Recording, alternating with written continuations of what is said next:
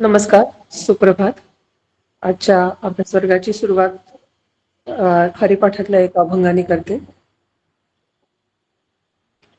देवाची ये द्वारी उभा क्षणभरी, देवाची ये द्वारी उभा क्षणभरी, तेणे मुक्तिचारी साधिला, तेणे मुक्तिचारी साधिला, साधिला, देवाची ये द्वारी उभा क्षणभरी, हरिमुखे म्हणा, हरिमुखे म्हणा, हरिमुखे म्हणा, हरिमुखे म्हणा, पुण्याची गणना कोण काढी, कोण काढी, देवाची ये द्वारी उभा क्षणभरी, असोनी संसारी जिव्हे वेगू करी रे, असोनी संसारी जिव्हे वेगू करी, वेदशास्त्र उभारी बाह्या सदा, वेदशास्त्र उभारी बाह्या सदा, बाह्या सदा, देवाची ये द्वारी उभा क्षणभरी,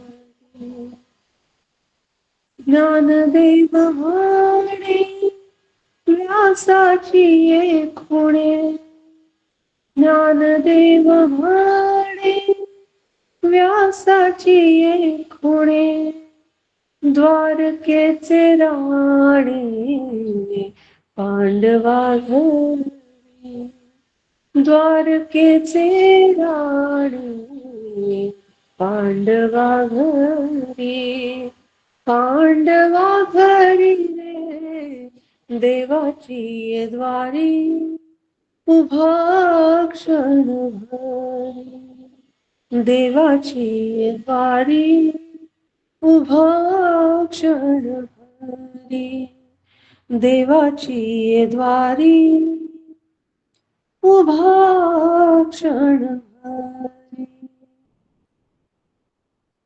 प्रार्थना म्हणते. गणेश शारदा चैव सद्गुरु सज्जनस्तथा, आराध्य दैवतं गुह्यं सर्वं मे रघुनंदन, गणेश शारदा सद्गुरु संत सज्जन कुळेश्वरू, सर्व हि माझा रघुवीरू सद्गुरु रूपे श्रीराम, माझे आराध्य दैवत परम गुह्य गुह्यातीत, गुह्यपणाची मात नचले जेथे श्रीराम, ब्रह्मानंदं परमसुखदं केवलं ज्ञानमूर्तिं, द्वन्द्वातीतं गगनसदृशं तत्त्वमस्यादिलक्ष्यम्, एकं नित्यं विमलाचलं सर्वधी साक्षिभूतं, भावातीतं त्रिगुणरहितं सद्गुरुं त्वं नमामि, गुरुब्रह्मा गुरुर्विष्णू गुरुर्देवो महेश्वरा, गुरुः साक्षात् परब्रह्म तस्मै श्री गुरुवे नमः, अनेन प्रियतां देवो भगवान् जानकीपति, श्रीरामचंद्र पूर्वेषाम् अस्माकं कुलदैवतं, शुकासारिखे पूर्ण वैराग्य जाचे, वसिष्ठा परिज्ञान योगेश्वराचे, कवी वाल्मिका सारिखा मान्य ऐसा, नमस्कार माझा सद्गुरु रामदासा, श्रोता वक्ता श्रीराम समर्थ, जय जय रघुवीर समर्थ. श्रीराम.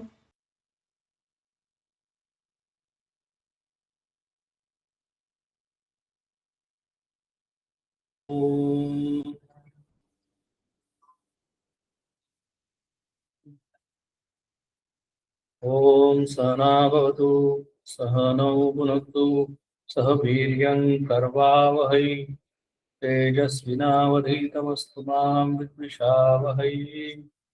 ओम शांति शांति शांति. सदाशिवसमारम्भाम् शङ्कराचार्यमध्यमाम् अस्मदाचार्यपर्यन्ताम् वन्दे गुरुपरम्पराम्। श्रुतिस्मृतिपुराणानाम् आलयं करुणालयं नमामि भगवत्पादं शङ्करं लोकशङ्करम्। शङ्करं शङ्कराचार्यं केशवं बादरायणं सूत्रभाष्यकृतौ वन्दे भगवन्तौ पुनः पुनः। ईश्वरो गुरुरात्मेति मूर्तिभेदविभागिनी व्योमवद्व्याप्तदेहाय दक्षिणामूर्तये नमः।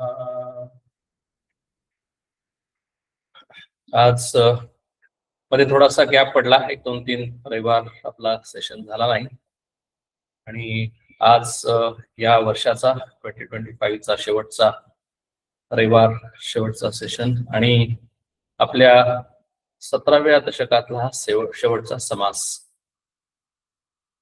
टोणप सिद्ध लक्षण। आपला 17वा दशक म्हणजे प्रकृती आणि पुरुष असं या दशकाचं नाव आहे आणि हा समास हा 10वा समास संबंध पूर्ण दशकाचं सार समर्थांनी या समासामध्ये सांगून ठेवलेलं आहे। ज्यावेळेला आपण प्रकृती आणि पुरुष असा ज्यावेळेला विचार करतो त्यावेळेला प्रकृती ही गुणामध्ये आहे। प्रकृतीचे 3 गुण आहेत, सत्व, रज आणि तम। प्रकृतीमध्ये अनेक भेद आहेत, प्रकृतीमध्ये अनेक विषय आहेत, प्रकृतीमध्ये अनेक दृश्य गोष्टी असल्यामुळे, त्याच्यामध्ये विविधता असल्यामुळे आम्हाला प्रकृतीमध्ये एक वेगळ्या प्रकारचा आनंद मिळतो। प्रकृतीमध्ये आकार आहे, उकार आहे, प्रकृतीमध्ये फॉर्म आहे, प्रकृतीमध्ये विकार आहेत आणि या सगळ्या दृष्टीने जर आम्ही प्रकृतीचा विचार केला आणि आम्ही सुद्धा त्या प्रकृतीमध्ये आहोत, कारण आम्हालाही आकार उकार आहेत, आमच्यामध्येही विकार आहेत, आमच्यामध्येही 3 गुण आहेत आणि त्यामुळे आम्ही प्रत्येक जण प्रत्येकापासून वेगळे वेगळे आहे। शरीराने आम्ही वेगळे आहोत, मनाने आम्ही वेगळे आहोत, आम्ही ज्या ठिकाणी राहतो त्या ठिकाणावरून आम्ही वेगवेगळे आहोत। प्रत्येकाची विचार करण्याची पद्धती वेगळी आहे, प्रत्येकाची सांपत्तिक स्थिती वेगळी असेल, राहण्याची पद्धती वेगळी असेल, त्यामुळे आमच्यामध्ये अनेक प्रकारांनी विविधता आहे, भिन्नता आहे आणि ही भिन्नता पाहूनच, ही भिन्नता बघूनच आम्ही या समाजामध्ये, या जीवनामध्ये जगत असतो आणि साहजिकच जीवन जगत असताना जन्मापासून आतापर्यंत ज्यावेळेला जीवन आम्ही जगत असतो त्यावेळेला ही भिन्नता आमच्या वागण्यामध्ये, आमच्या आचरणामध्ये ही नेहमी दिसून येते, कळून येते आणि त्याच पद्धतीने आम्ही या जीवनामध्ये जगत असतो।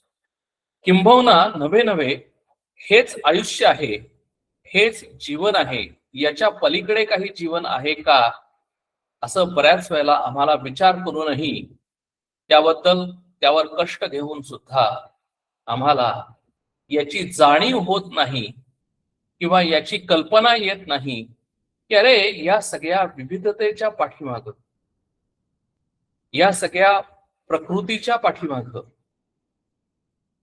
चालवणारा, अधिष्ठान देणारा कोणी आहे का, आणि जर कोणी असेल तर तो कसा आहे। कारण प्रकृती ज्यावेळेला आम्ही पाहतो त्यावेळेला प्रकृती आम्हाला बघितल्यानंतर एवढं कळायला अतिशय सोपं आहे की प्रकृतीमध्ये कुणीही जरी असेल त्याला जन्म आहे, त्याला मृत्यू आहे। प्रकृतीमध्ये अनेक पशुपक्षी असतील, झाडं झुडपं असतील, माणसं असतील, किंबहुना प्रकृतीमधून जे जे काही उत्पन्न झालेलं आहे त्याला उत्पत्ती आहे, स्थिती आहे आणि लय आहे. म्हणजे प्रकृतीमध्ये प्रत्येक जण जो आहे त्याच्यामध्ये भेद आहे आणि त्याच्यामध्ये ती वस्तू नाशवान आहे. ती आम्हाला दिसते, ती आम्हाला अनुभवायला येते आणि ती नाशवान आहे हेही आम्हाला कळतं. आमच्या भोवतालच्या सगळ्या गोष्टी येणाऱ्या जाणाऱ्या आहेत, त्याला नाश आहे हेही आम्हाला कळतं. नव्हे नव्हे आमच्या आजूबाजूला असलेल्या माझ्या सुद्धा शरीराचा कधी ना कधीतरी नाश होणार आहे हेही मला कळतं, हेही मला पटतं, हेही मला समजून येतं. आणि मग अशा या नाशवान, विकारी, गुणयुक्त, दृश्यमान असलेल्या प्रकृतीच्या पाठीमाग काय आहे का, असा प्रश्न प्रत्येक साधकाच्या, प्रत्येक माणसाच्या मनामध्ये निर्माण. जर सगळंच जर नाशवान असेल तर या नाशवान शरीराच्या पाठीमाग, या नाशवान प्रकृतीच्या पाठीमाग काही सत्य आहे का, हा प्रश्न निर्माण होतो. या नाशवान असणाऱ्या सृष्टीच्या पाठीमाग अविनाशी तत्व, अविनाशी वस्तू आहे का, हा प्रश्न निर्माण होतो. आणि तो प्रश्न ज्या वेळेला निर्माण होतो त्याच वेळेला तो साधक हळूहळू मुमुक्षू व्हायला लागतो. म्हणजेच तो साधक विचार करायला लागतो की अरे, जर या सृष्टीच्या पाठीमागे, या प्रकृतीच्या पाठीमागे जर काही जर असेल तर ते सत आहे का, सत्य आहे का, अविनाशी आहे का, अविकारी आहे का, फॉर्मलेस आहे का, आणि जर ते असेल तर ते मला कसं अनुभवायला येईल, ते मला कसं त्याचं दर्शन होईल. कारण जे जे काही आम्ही विविधता बघतो ती विविधता दृश्याची विविधता आहे. मग त्या दृश्याच्या पाठीमागे काही आहे का, दृश्याच्या पाठीमागे, स्थूलाच्या पाठीमागे सूक्ष्म काही आहे का, असा ज्या वेळेला प्रश्न निर्माण होतो त्याच वेळेला तो साधकाचा मुमुक्षू होतो. त्यावेळेला तो विचार करायला लागतो, त्याचा शोध घ्यायला लागतो की अरे, या अविनाशी तत्वाचा शोध मला घेतला पाहिजे. आणि या जगामध्ये दोन माणसं आहेत, दोन प्रकारची माणसं आहेत. समर्थ या समासामध्ये सांगतात, एक म्हणजे टोणप लक्षण आणि दुसरं म्हणजे सिद्ध लक्षण. टोणप लक्षण म्हणजे टोणपे किंवा टोणपी अशी जी माणसं आहेत, अशी माणसं, अशा माणसांचा या जीवनाकडे बघण्याचा दृष्टिकोन कसा आहे, तर अशी माणसं ज्या वेळेला जीवनाकडे पाहतात, या समाजाकडे पाहतात, आपल्याकडे पाहतात किंवा संबंध या सृष्टीकडे पाहतात, त्यांचा एकच दृष्टिकोन आहे की मला या आयुष्यामध्ये हे शरीर मिळालेलं आहे आणि हे शरीर मिळाल्यानंतर या शरीराचा मी पूर्णपणे उपयोग केला पाहिजे. आणि शरीराचा उपयोग करायचा म्हणजे खाओ पिओ मजा करो, म्हणजे मस्तपैकी खाणे, मस्तपैकी पिणे, जेवढं काही ऐशोआरामामध्ये कम्फर्टेबल लाईफ जसं मला जगता येईल त्या पद्धतीने जगण्याचा प्रयत्न करणे. आणि कम्फर्टेबल आयुष्य जर मला जगायचं असेल तर साहजिकच मला संपत्ती लागेल. संपत्ती लागेल याचा अर्थ मला कुठंतरी नोकरी केली पाहिजे, कुठंतरी बिझनेस केला पाहिजे, कुठंतरी धंदा केला पाहिजे. आणि जर कुठंतरी नोकरी केली पाहिजे, बिझनेस केला पाहिजे, तर मला कुठेतरी शिक्षण घेतलं पाहिजे. म्हणजे मला शिक्षण मी घेतो ते फक्त नोकरीसाठी, पैसे मिळवण्यासाठी, संपत्ती मिळवण्यासाठी घेतो. मला संपत्ती हवी आहे कारण मला त्याच्यातून कम्फर्टेबल लाईफ जगायचं आहे. आणि कम्फर्टेबल लाईफची कल्पना सुद्धा आमच्या आयुष्यामध्ये, आमच्या आजूबाजूला ज्या वेळेला मी पाहतो त्यावेळेला आपण त्याला पियर प्रेशर म्हणू, की एक छान घर असावं, अपार्टमेंट असावं, 2 BHK असावं, 2 BHK असेल तर 3 BHK असावं, 3 BHK असेल तर व्हिला असावा. अशा पद्धतीचं तरतम भावानं ग्रेडेशननी माझं घर असावं, माझं स्वतःचं घर असावं. नंतर त्याच्यामध्ये सर्व गोष्टी ज्या कम्फर्टेबल राहण्यासाठी मला असाव्यात त्या सर्व मला तिथे असाव्यात. म्हणजे वॉशिंग मशीन असावं, टीव्ही असावा, फ्रीज असावा. अशा पद्धतीने अनेक लिस्ट आपल्याला माहिती आहेत आणि आपण त्या आणण्यासाठी जीवनामध्ये जगत असताना त्या मिळवण्यासाठी आटोकाट प्रयत्न करत असतो. आणि ते मिळाल्यानंतर मला मग एक बेसिक माझ्या गोष्टी अन्न वस्त्र निवारा किंवा कम्फर्टेबल लाईफ झाल्यानंतर मग नीड, वॉन्ट आणि डिझायर अशा पद्धतीने माझं आयुष्य स्टेप बाय स्टेप पुढे पुढे पुढे पुढे जात राहतं. पण अशा पद्धतीने ज्यावेळेला अनेक वर्ष निघून जातात त्यावेळेला मला लक्षात येत नाही की माझं आयुष्य गेलेलं आहे आणि आता मी पूर्वी बाल्य होतो, नंतर तरुण झालो. तरुणपणामध्ये माझी सगळी इंद्रिय बलवान होती. मी सर्व गोष्टी खाऊ शकत होतो, पचवू शकत होतो, सर्व गोष्टी मी करू शकत होतो आणि त्याच्यातूनच मी अनेक भोग भोगलेले आहेत. मला जर वडापाव आवडत असेल तर मी वडापाव यथेच्छ खाल्लेला आहे. बासुंदी आवडत असेल तर यथेच्छ बासुंदी खाल्लेली आहे. मला फिरायची आवड असेल तर मी यथेच्छ वेगवेगळ्या ठिकाणी जाऊन वेगवेगळे व्हेकेशन्स पाहून वेगवेगळ्या ठिकाणी जाऊन मी मनाने यथेच्छ भोग घेतलेला आहे. अशा पद्धतीने या जीवनामध्ये जगत असताना सर्व प्रकारचे भोग मी घेतलेले आहेत आणि आता मला त्याची सवय झालेली आहे. समर्थांना सुद्धा हे मान्य आहे आणि म्हणून समर्थांनी सुद्धा सांगितलं आहे की आधी प्रपंच करावा नेटका. त्यामुळे समर्थांनी ज्यावेळेला असं विधान केलं त्यावेळेला प्रपंचिक लोकांनी या सगळ्या गोष्टी कराव्यात असं समर्थांचं म्हणणं आहे. म्हणून टोणप लक्षण ज्यावेळेला सांगतात त्यावेळेला टोणप लक्षण किंवा अशी माणसं आहेतच आणि आम्ही सुद्धा नव्हे नव्हे तसेच आहोत. फक्त समर्थांचं एवढं एकच म्हणणं आहे की फक्त जीवन हे खाओ पिओ मजा करो अशा पद्धतीने जगत असताना प्रत्येक माणसाने याचा विचार केला पाहिजे की मी पशु नाही, मी मनुष्य आहे. आणि मी मनुष्य आहे याचाच अर्थ असा आहे की माझ्याकडे बुद्धी आहे आणि बुद्धी असल्यामुळे मी विचार करू शकतो. पशु पक्षी विचार करू शकत नाहीत आणि पशु पक्षी त्यांचं जीवनाचं ऑब्जेक्टिव्ह फक्त एकच की अन्न वस्त्र निवारा आणि प्रजोत्पत्ती, याच्या पलीकडे ते काहीही विचार करू शकत नाहीत. पण मी जर मनुष्य म्हणून जर जन्माला आलो असेल तर माझा या पशुपक्ष्यांच्या पेक्षा जास्त काहीतरी जीवनाचा ऑब्जेक्टिव्ह असला पाहिजे आणि ती म्हणजे ती बुद्धी आहे. ती बुद्धी म्हणजे सत्सत विवेक. कारण जंतूना नरदेह दुर्लभम, प्रत्येक जंतूमध्ये प्रत्येक जीवामध्ये नरदेह अतिशय महत्वाचा आहे. याचं कारणच असं आहे की नरदेहामध्येच फक्त एक प्रगल्भ बुद्धी आम्हाला भगवंतानी दिलेली आहे आणि त्या बुद्धीच्या आधाराने मी जीवन जगत असतो. बुद्धीच्या आधाराने मी अभ्यास करतो, बुद्धीच्या आधाराने मी कंपनीमध्ये जातो, बुद्धीच्या आधाराने मी अनेक शोध लावतो, बुद्धीच्या आधाराने मी सर्व जीवन कम्फर्टेबल करण्याचा प्रयत्न करतो.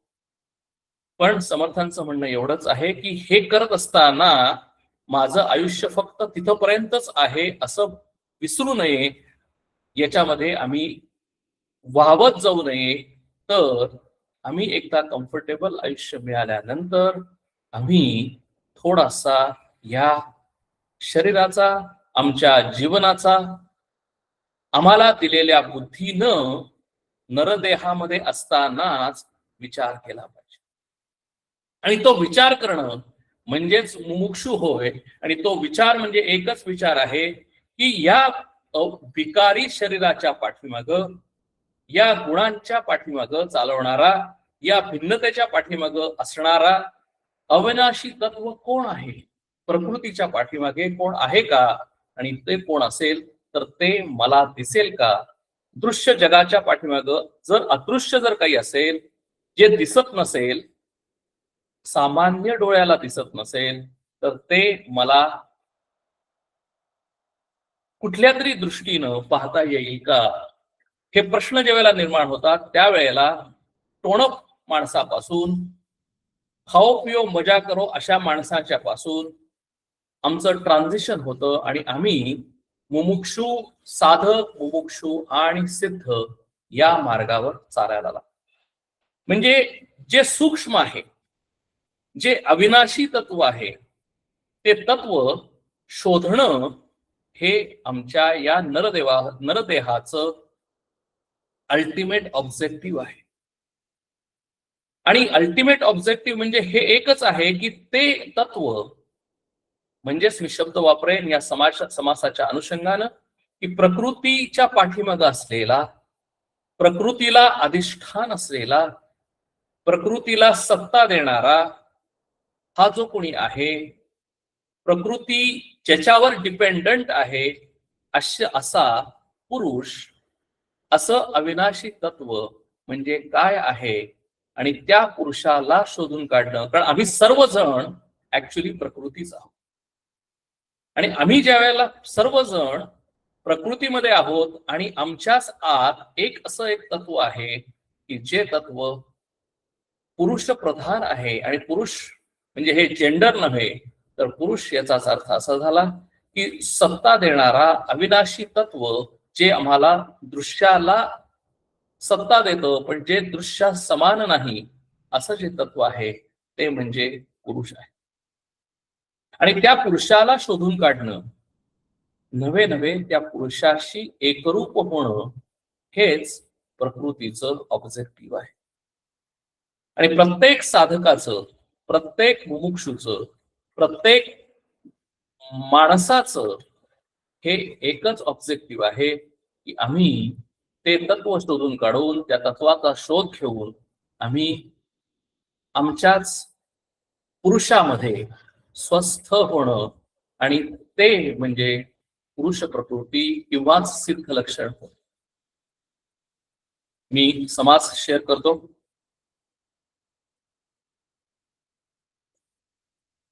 समास 10वा, टोणप सिद्ध लक्षण श्रीराम.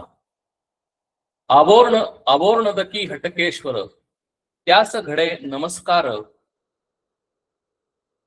महिमा अत्यंतची थोर, तया पाताळ लिंगाचा श्रीराम. समर्थ म्हणतात की आवर्णदकी हटकेश्वर, त्यास घडे नमस्कार, महिमा अत्यंतची थोर, तया पाताळ लिंगाचा. सुरुवातीला 2 या पदामध्ये समर्थ 2 गोष्टी सांगतात की एका ठिकाणी प्रकृती आहे आणि त्याच प्रकृतीच्या पाठीमागे अदृश्य असलेला पुरुष आहे.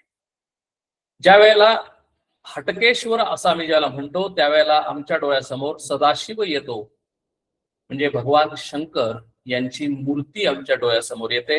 आणि भगवान शंकर म्हणल्यानंतर आपल्या सगळ्यांना माहिती आहे की जटा आहेत, जटेमध्ये गंगा आहे आणि भस्म लावलेला असा भगवान शंकर आमच्या डोळ्यासमोर येतो. ही त्याची उपाधी आहे, हे त्याचं शरीर आहे, पण लगेचच त्याच्या पाठीमागं असलेल्या लिंग स्वरूप असलेल्या हटकेश्वराला सुद्धा समर्थ इथं आणतात आणि ते म्हणतात की त्या उपाधीच्या पाठीमागे, म्हणून शंकर हा एकच देव असा आहे की त्या 2 गोष्टीमध्ये त्याचं पूजन केलं जातं. एक म्हणजे उपाधी स्वरूप आणि दुसरं म्हणजे लिंग स्वरूप. आणि ज्यावेळेला लिंग स्वरूप आम्ही भगवंताचं, त्या परमेश्वराचं, हटकेश्वराचं ज्यावेळेला आधी उपासना करतो, पूजा करतो, त्यावेळेला त्याला कुठलाही आकार नाही, त्याला रूप नाही असं म्हणे. आणि म्हणून ते सूक्ष्म रूप असल्यामुळे, म्हणून इथं असं म्हणतात की प्रत्येक स्थूलाच्या पाठीमागं सूक्ष्म असलंच पाहिजे. आणि ते सूक्ष्म म्हणजे इथं पाताळ लिंग आहे. आणि पाताळ लिंग सूक्ष्म असल्यामुळे त्याचा महिमा अत्यंत थोर आहे. कारण का की जेवढं सूक्ष्म तेवढं त्याचं पॉवर जास्त. जेवढं स्वरूप सूक्ष्म तेवढी त्याची महती जास्त, त्याची पॉवर जास्त, त्याचा महिमा जास्त. याचं कारण असं आहे की आता तेच पुढे समर्थ सांगतात की परंतु तेथे जावमेना शरीरे दर्शन घडेना विवेके आणावे अनुमाना तया ईश्वरासी स्थिरा. म्हणून समर्थ इथं सांगतात की अरे सूक्ष्म असल्यामुळे मला तिथं जाता येत नाही, जाता येत नाही, मला तिथे पाहता येत नाही.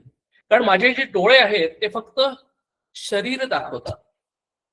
माझे जे डोळे आहेत ते लिमिटेड दाखवतात, लिमिटेड गोष्ट दाखवतात. माझे जे डोळे आहेत ते उपाधी किंवा शरीर किंवा मूर्ती दाखवतात. पण सूक्ष्म शरीर हे आमच्या साध्या डोळ्यांनी पाहता येत. सूक्ष्म शरीर मला अनुभवायला येत नाही आणि म्हणून मग ते कसं मला पाहायचं आहे, मग ते कसं अनुभवायला येणार? म्हणून इथं समर्थ म्हणतात त्याच्यासाठी फक्त एकच गोष्ट आहे आणि ते म्हणजे मला दिलेल्या नरदेहामध्ये दिलेल्या असलेल्या बुद्धीचा वापर करणे. त्यालाच इथे विवेक असं म्हटलेलं आहे. विवेक याचा अर्थ सत्सद विवेक बुद्धी.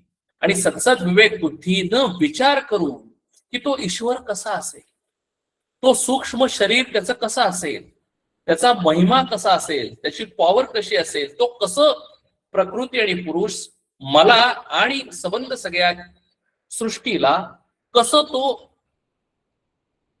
तो संबंध या सृष्टीचं ऑपरेशन करतो, कसं तो माझं स्वतःचं ऑपरेशन करतो. ऑपरेशन म्हणजे मी सुद्धा या समाजामध्ये वावरतो, मी सुद्धा बोलतो, मी सुद्धा पाहतो, मी सुद्धा ऐकतो, मी सुद्धा कार्य करतो.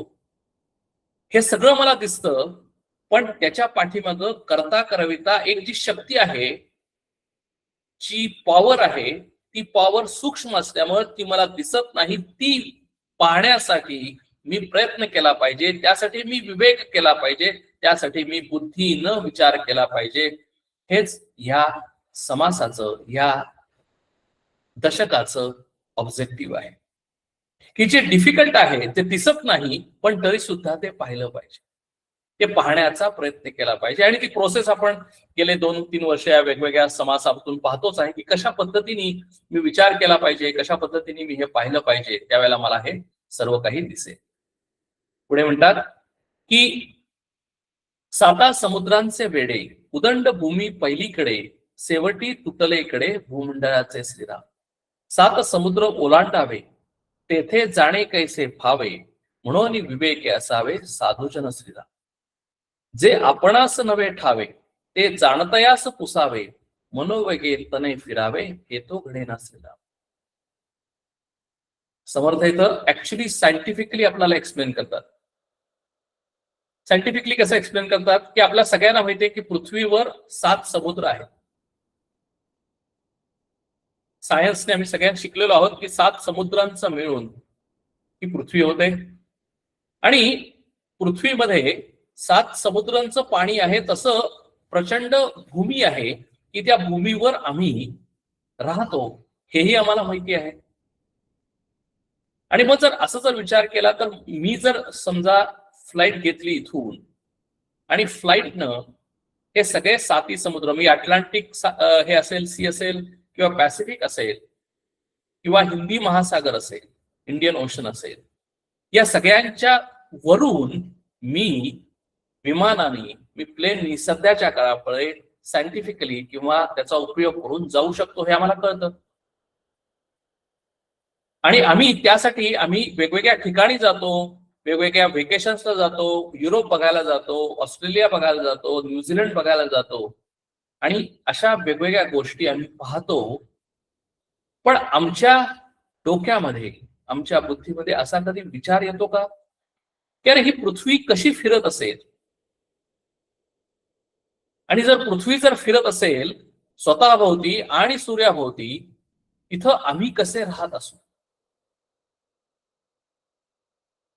जी म्हणजे जो फोर्स आहे, तो फोर्स म्हणजे नक्की काय आहे?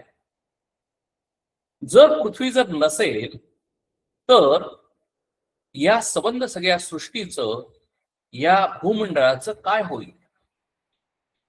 आम्ही इथे जर पृथ्वीवर जर जीवन जगत असू तर आम्ही का जीवन जगतो? जर या पृथ्वीवर किंवा पृथ्वीच्या भोवती जर ऑक्सिजन नसेल तर आम्ही जगू शकतो का? आणि जर ऑक्सिजन असेल आणि आम्ही जगू शकत असेल तर बाकीच्या कुठल्या प्लॅनेटवर आम्ही जसे राहतो तशी मनुष्य वस्ती आहे का? आता सगळं सायन्स या दृष्टिकोनात प्रयत्न करता आपल्या सगळ्यांना माहितीच आहे, पण हा समाज किंवा दासबोध समर्थांनी 400 वर्षापूर्वी की ज्या वेळेला ह्या सगळ्यांचा सायंटिफिकली सायन्सनी हे लावलेलं नव्हतं, जे डिस्कव्हरी झालेली नव्हती, त्यावेळेला हे समर्थांनी दिलेलं आहे, हे आपल्याला लक्षात घेतलं पाहिजे. म्हणजे आमच्या पूर्वीपासून सर्व ऋषी मुनींनी सायंटिफिकली प्रूव्ह केलेलं आहे की अरे हे जे दिसतंय हे फक्त दृश्य विश्व आहे आणि या दृश्य विश्वाच्या पाठीमागं काहीतरी एक शक्ती आहे, काहीतरी एक पुरुष आहे की त्या पुरुषामुळे त्या दृश्य शक्तीला एक अधिष्ठान मिळाल्यामुळे ती दृश्य शक्ती आम्हाला दिसते. आणि म्हणूनच इथे समर्थ म्हणतात की म्हणून विवेकी असावे साधूजन सुद्धा. म्हणून प्रत्येक माणसाने विचार करावा, प्रत्येक माणसाने विवेकी असावं. विचार आणि विवेक याच्यामध्ये फरक आहे. विवेक म्हणजे जस्ट स्ट्रीम ऑफ थॉट्स आणि विवेक विचार म्हणजे स्ट्रीम ऑफ थॉट्स आणि विवेक म्हणजे एक युनिडायरेक्शनल शास्त्राच्या आधाराने, गीतेच्या आधाराने, दासबोधाच्या आधाराने केलेला विचार म्हणजेच विवेक होय. आणि म्हणून समर्थ सांगतात की त्याच्यासाठी पद्धत काय, प्रोसेस काय आहे? प्रोसेस हे आहे की जे जे आपणास नव्हे ठावे ते जाणतयास पुसावे. जे जर आपल्याला माहित नसेल, जे आपल्याला कळत नसेल, ते आपण काय करतो, कुणाला तरी जातो आणि विचारतो. आज सध्याच्या काळामध्ये चॅट जीपीटीला आम्ही विचारतो, गुगल गुरुला विचारतो, पण ते सुद्धा कोणीतरी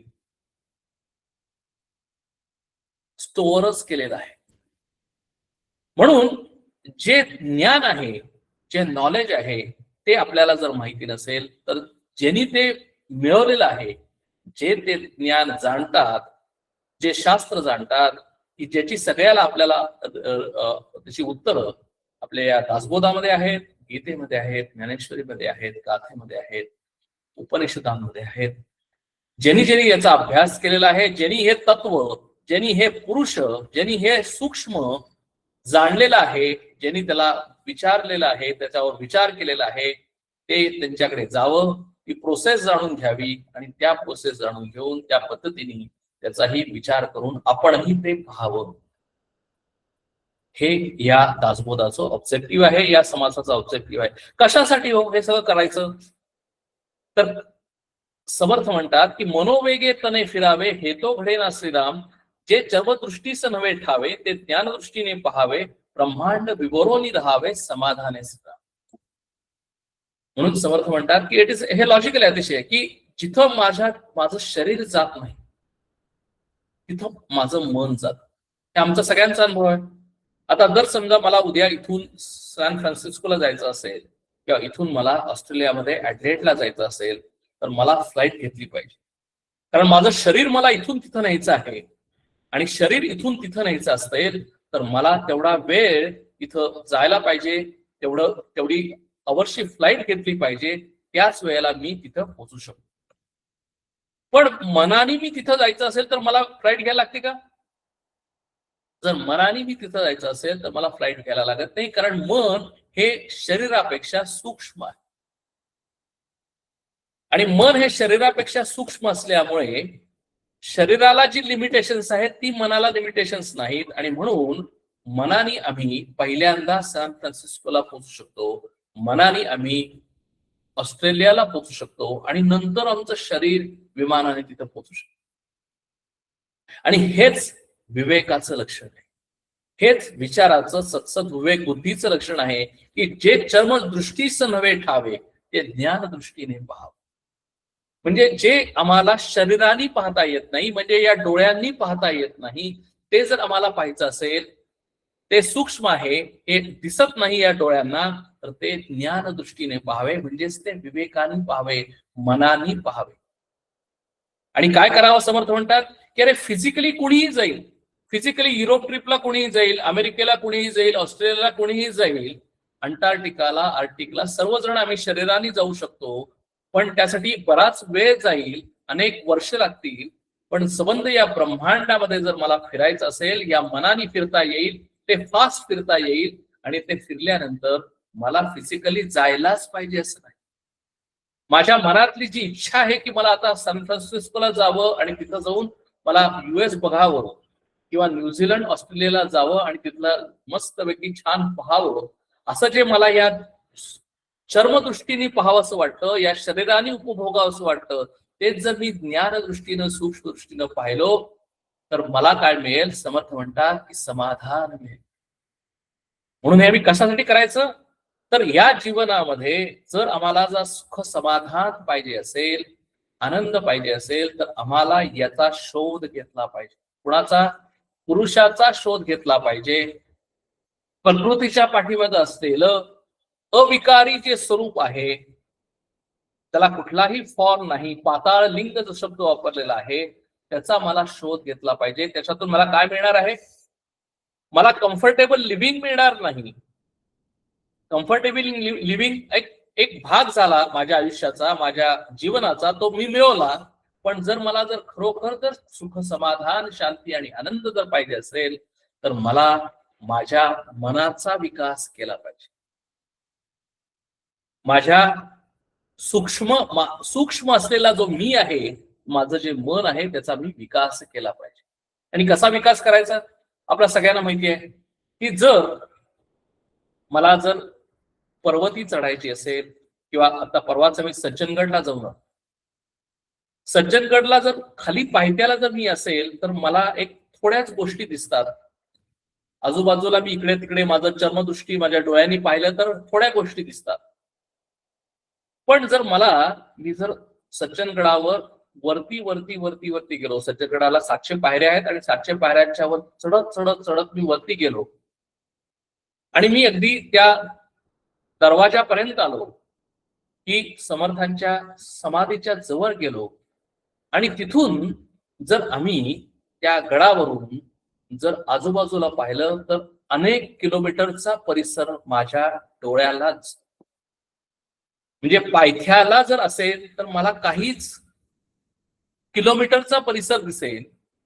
पण तेच जर मी वरती चढत चढत चढत गेलो आणि सज्जनगडावर गेलो, तर मला हजारो किलोमीटरचा परिसर दिसेल. म्हणजे माझ्या चर्मदृष्टीला सुद्धा, माझ्या या डोळ्यांना सुद्धा मी वरती गेल्यानंतर जास्त विशाल दृष्टी होते, आणि विशाल दृष्टी झाल्यानंतर मी जास्त किलोमीटरचा परिसर पाहू शकतो. आमचा सगळ्यांचा अनुभव आहे. तसंच जर मी स्पेस मध्ये गेलो आणि स्पेस मधून जर मी पाहायला लागलो, तर त्यावेळेला मला नुसती सृष्टी म्हणजे पृथ्वी दिसणार नाही, तर मला पृथ्वी बरोबर चंद्रही दिसेल आणि बाकीचे सगळे प्लॅनेट्स दिसतील. आणि म्हणजे थोडक्यात की जसं मी वरती वरती वरती वरती वरती जातो, तसं मला माझी दृष्टी विशाल होते. त्याच पद्धतीने मी या ब्रह्मांडामध्ये पाहण्याची शक्ती, ज्ञान शक्ती मिळवतो. आणि ती शक्ती ज्यावेळेला मला मिळते, त्यावेळेला काय होतं? Automatically I become unlimited. म्हणून तुकाराम महाराज म्हणतात की तुका आकाशा एवढा. तुका शरीराने 5 फूट 10 इंचच असेल, चर्मदृष्टीने तो एवढाच पाहत असेल, पण ज्या वेळेला शरीरात असलेला तुका ज्या वेळेला सूक्ष्म शरीराने पाहायला शिकतो, ज्ञानदृष्टीने पाहायला शिकतो, ज्ञानदृष्टीने संबंध सगळ्या सृष्टीमध्ये, ब्रह्मांडामध्ये फिरून येतो, त्यावेळेला काय होतं की तो म्हणू शकतो की तुका आकाश आहे. आणि मग त्या तुकाला काय मिळतं? तर आय बिकम अनलिमिटेड. ज्यावेळेला मी लिमिटेड असतो, त्यावेळेला माझं सुख, समाधान, शांती, आनंद हा सुद्धा लिमिटेड असतो. पण आता ज्या वेळेला मी संबंध या सगळ्या ब्रह्मांडामध्ये पुरून राहतो, त्यावेळेला माझा समाधान, सुख, समाधान, शांती हे सुद्धा अनलिमिटेड होतं. आणि प्रत्येकाला आम्हाला सुख, समाधान, शांती अनलिमिटेड पाहिजे आहे. आणि म्हणूनच आम्हाला कितीही पैसे मिळाले तरी सुद्धा आमचं समाधान होत नाही. आम्हाला अजून पैसे पाहिजेत, अजून पैसे पाहिजेत, अजून पैसे पाहिजेत. आम्हाला कितीही घरं असली, 2 BHK नाही, 3 BHK नाही, व्हिला नाही, अनेक व्हिले पाहिजेत. म्हणजे आम्हाला जेवढं आम्ही बघा, आमच्या विचार करण्याची पद्धती बघा, जेवढं मी अनलिमिटेड माझ्याकडे असावं असं आम्हाला प्रत्येकाला वाटतं. असं का वाटतं? कारण मी स्वतः अनलिमिटेड आहे. मी स्वतः अनलिमिटेड असल्यामुळे मला सर्व गोष्टी, माझ्या अकम्प्लिशमेंट सुद्धा अनलिमिटेड असाव्यात असं मला वाटतं. माझं समाधान अनलिमिटेड असावं असं मला वाटतं. माझा आनंद अनलिमिटेड असावा असं मला वाटतं. आणि हे जर करायचं असेल तर एकच साधन आहे, आणि ते म्हणजे विवेक, आणि ते म्हणजे सत्सत विवेकानी ज्ञानदृष्टीनं ह्या संबंध सगळ्या ब्रह्मांडामध्ये फिरून राहणं, हेच या दासबोधाचं, हेच या शरीराचं, हेच या जीवनामध्ये येऊन मिळवण्याचं साधन आहे. एकच गोष्ट आहे, दुसरी कुठलीही गोष्ट नाही. मते आहे भूमीचे चढ, म्हणून आकाश आणि पाताळ, ते चढ नसता अंतराळ चोहीकडे श्राम. म्हणून समर्थ एक्सप्लेन करतात ती प्रोसेस कशी आहे.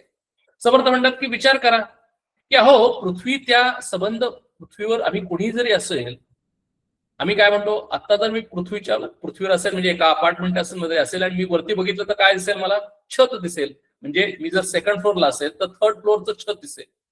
म्हणजे माझी दृष्टी लिमिटेड आहे. पण मी जर बाहेर गेलो त्या अपार्टमेंटच्या आणि वरती बघितलं तर वरती मला आकाश दिसेल, खाली पाताळ आहे. म्हणजे मी या पृथ्वीवर राहून सुद्धा मी वरती आकाश आणि खाली पृथ्वी, पाताळ पाहू शकतो. समर्थ म्हणतात की तू पृथ्वीवर नाहीस असं गृहीत धर, आणि मग काय आहे?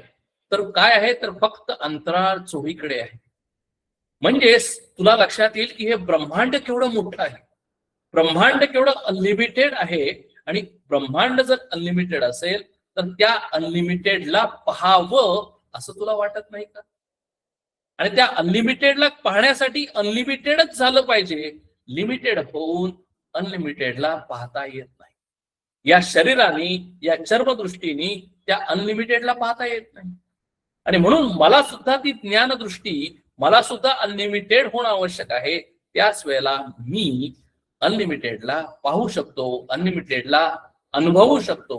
आणि तेच तयास परब्रह्म म्हणावे, जे उपाधी वेगळे स्वभावे, जे दृश्य मायेच्या नावे शून्याकार असतात. आणि म्हणून कसं मत म्हणतात की परब्रह्म परब्रह्म परब्रह्म वेगळं काहीच नाही. अहो, जे काही अंतराळामध्ये आहे, जे काही उपाधीच्या वेगळं आहे, तेच परब्रह्म आहे. आणि म्हणून परब्रह्म परब्रह्मच म्हणजे काय?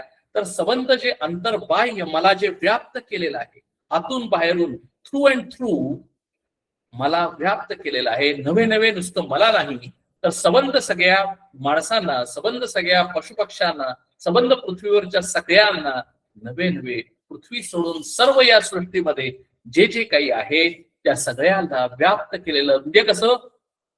आकाशवत, आकाशाने जसं सगळ्याला व्याप्त केलेलं आहे, त्या आकाशाला सुद्धा व्याप्त करणारा, एनकम्पास करणारा जो कोण असेल तर त्यालाच परब्रह्म म्हणतात. आणि म्हणून ते परब्रह्म कसं आहे? तर ते अनलिमिटेड असल्यामुळे त्याला उपाधी नाही, त्याला शरीर नाही, ते दृश्याने पाहता येत नाही, ते फक्त अनुभवायला येतं. आणि म्हणूनच त्याला शून्याकार असं म्हणतात. दृष्टीचे देखणे दृश्य, मनाचे देखणे भास, मनातीत निराभास विवेके जाणावे. म्हणून जर आम्ही दृष्टीने पाहतो ते दृश्य पाहतो, डोळ्यांनी पाहतो ते दृश्य पाहतो. जे आम्हाला डोळ्यांनी पाहतो, डोळे लिमिटेड शक्ती आहे, त्यामुळे आम्ही जे पाहतो ते लिमिटेड पाहतो. पण मनाने पाहतो ते अनलिमिटेड पाहतो. पण मनाचा पाहणं म्हणजेच आपण त्याला म्हणतो की ड्रीम आहे, भास आहे, ते रियालिटी नाही. आणि म्हणून नुसतं मनाने पाहून चालणार नाही, तर मनातीत असलेलं जे काही आहे ते मला बुद्धीनं जाणवलं पाहिजे. आणि म्हणून मन आणि बुद्धी हे दोन वेगवेगळे आहेत. हे विवेकाने जाणावं. मनामध्ये इमोशन्स आहेत आणि बुद्धीमध्ये, इंटलेक्ट मध्ये, विवेकाने, विचारांनी, सतत विवेक बुद्धीच्या सहाय्यानं मी याचा विचार करू शकतो. दृश्यभास अवघा बिघडे, विवेक तेथे पवाडे, भूमंडळी ज्ञाते थोडे, सूक्ष्म दृष्टीचे सुळे. आणि म्हणून समर्थ म्हणतात की अरे, हे अनलिमिटेड आहे, हे सूक्ष्म दृष्टीनं पाहण्याचं आहे. हे असं सहजासहजी होत नाही, त्यासाठी साधना करायला लागते. त्यासाठी त्याचं प्रोसेसनी अनेक वर्ष त्याचा मन, अंतःकरण शुद्ध केलं पाहिजे. आज आमचं मन कसं आहे? Our mind is expecting mind. ते एक्सपेक्टिंग माइंडचं ऍक्सेप्टिंग माइंड करण्यासाठी अनेक वर्ष, अनेक जन्म लागतात. आज आमचं मन विकारी आहे. आमच्या मनामध्ये काम, क्रोध, मन, मद, मोह, मत्सर असे विकार आहेत. म्हणून ते विकार आम्हाला काढून टाकण्यासाठी मन शुद्ध करणं आवश्यक आहे.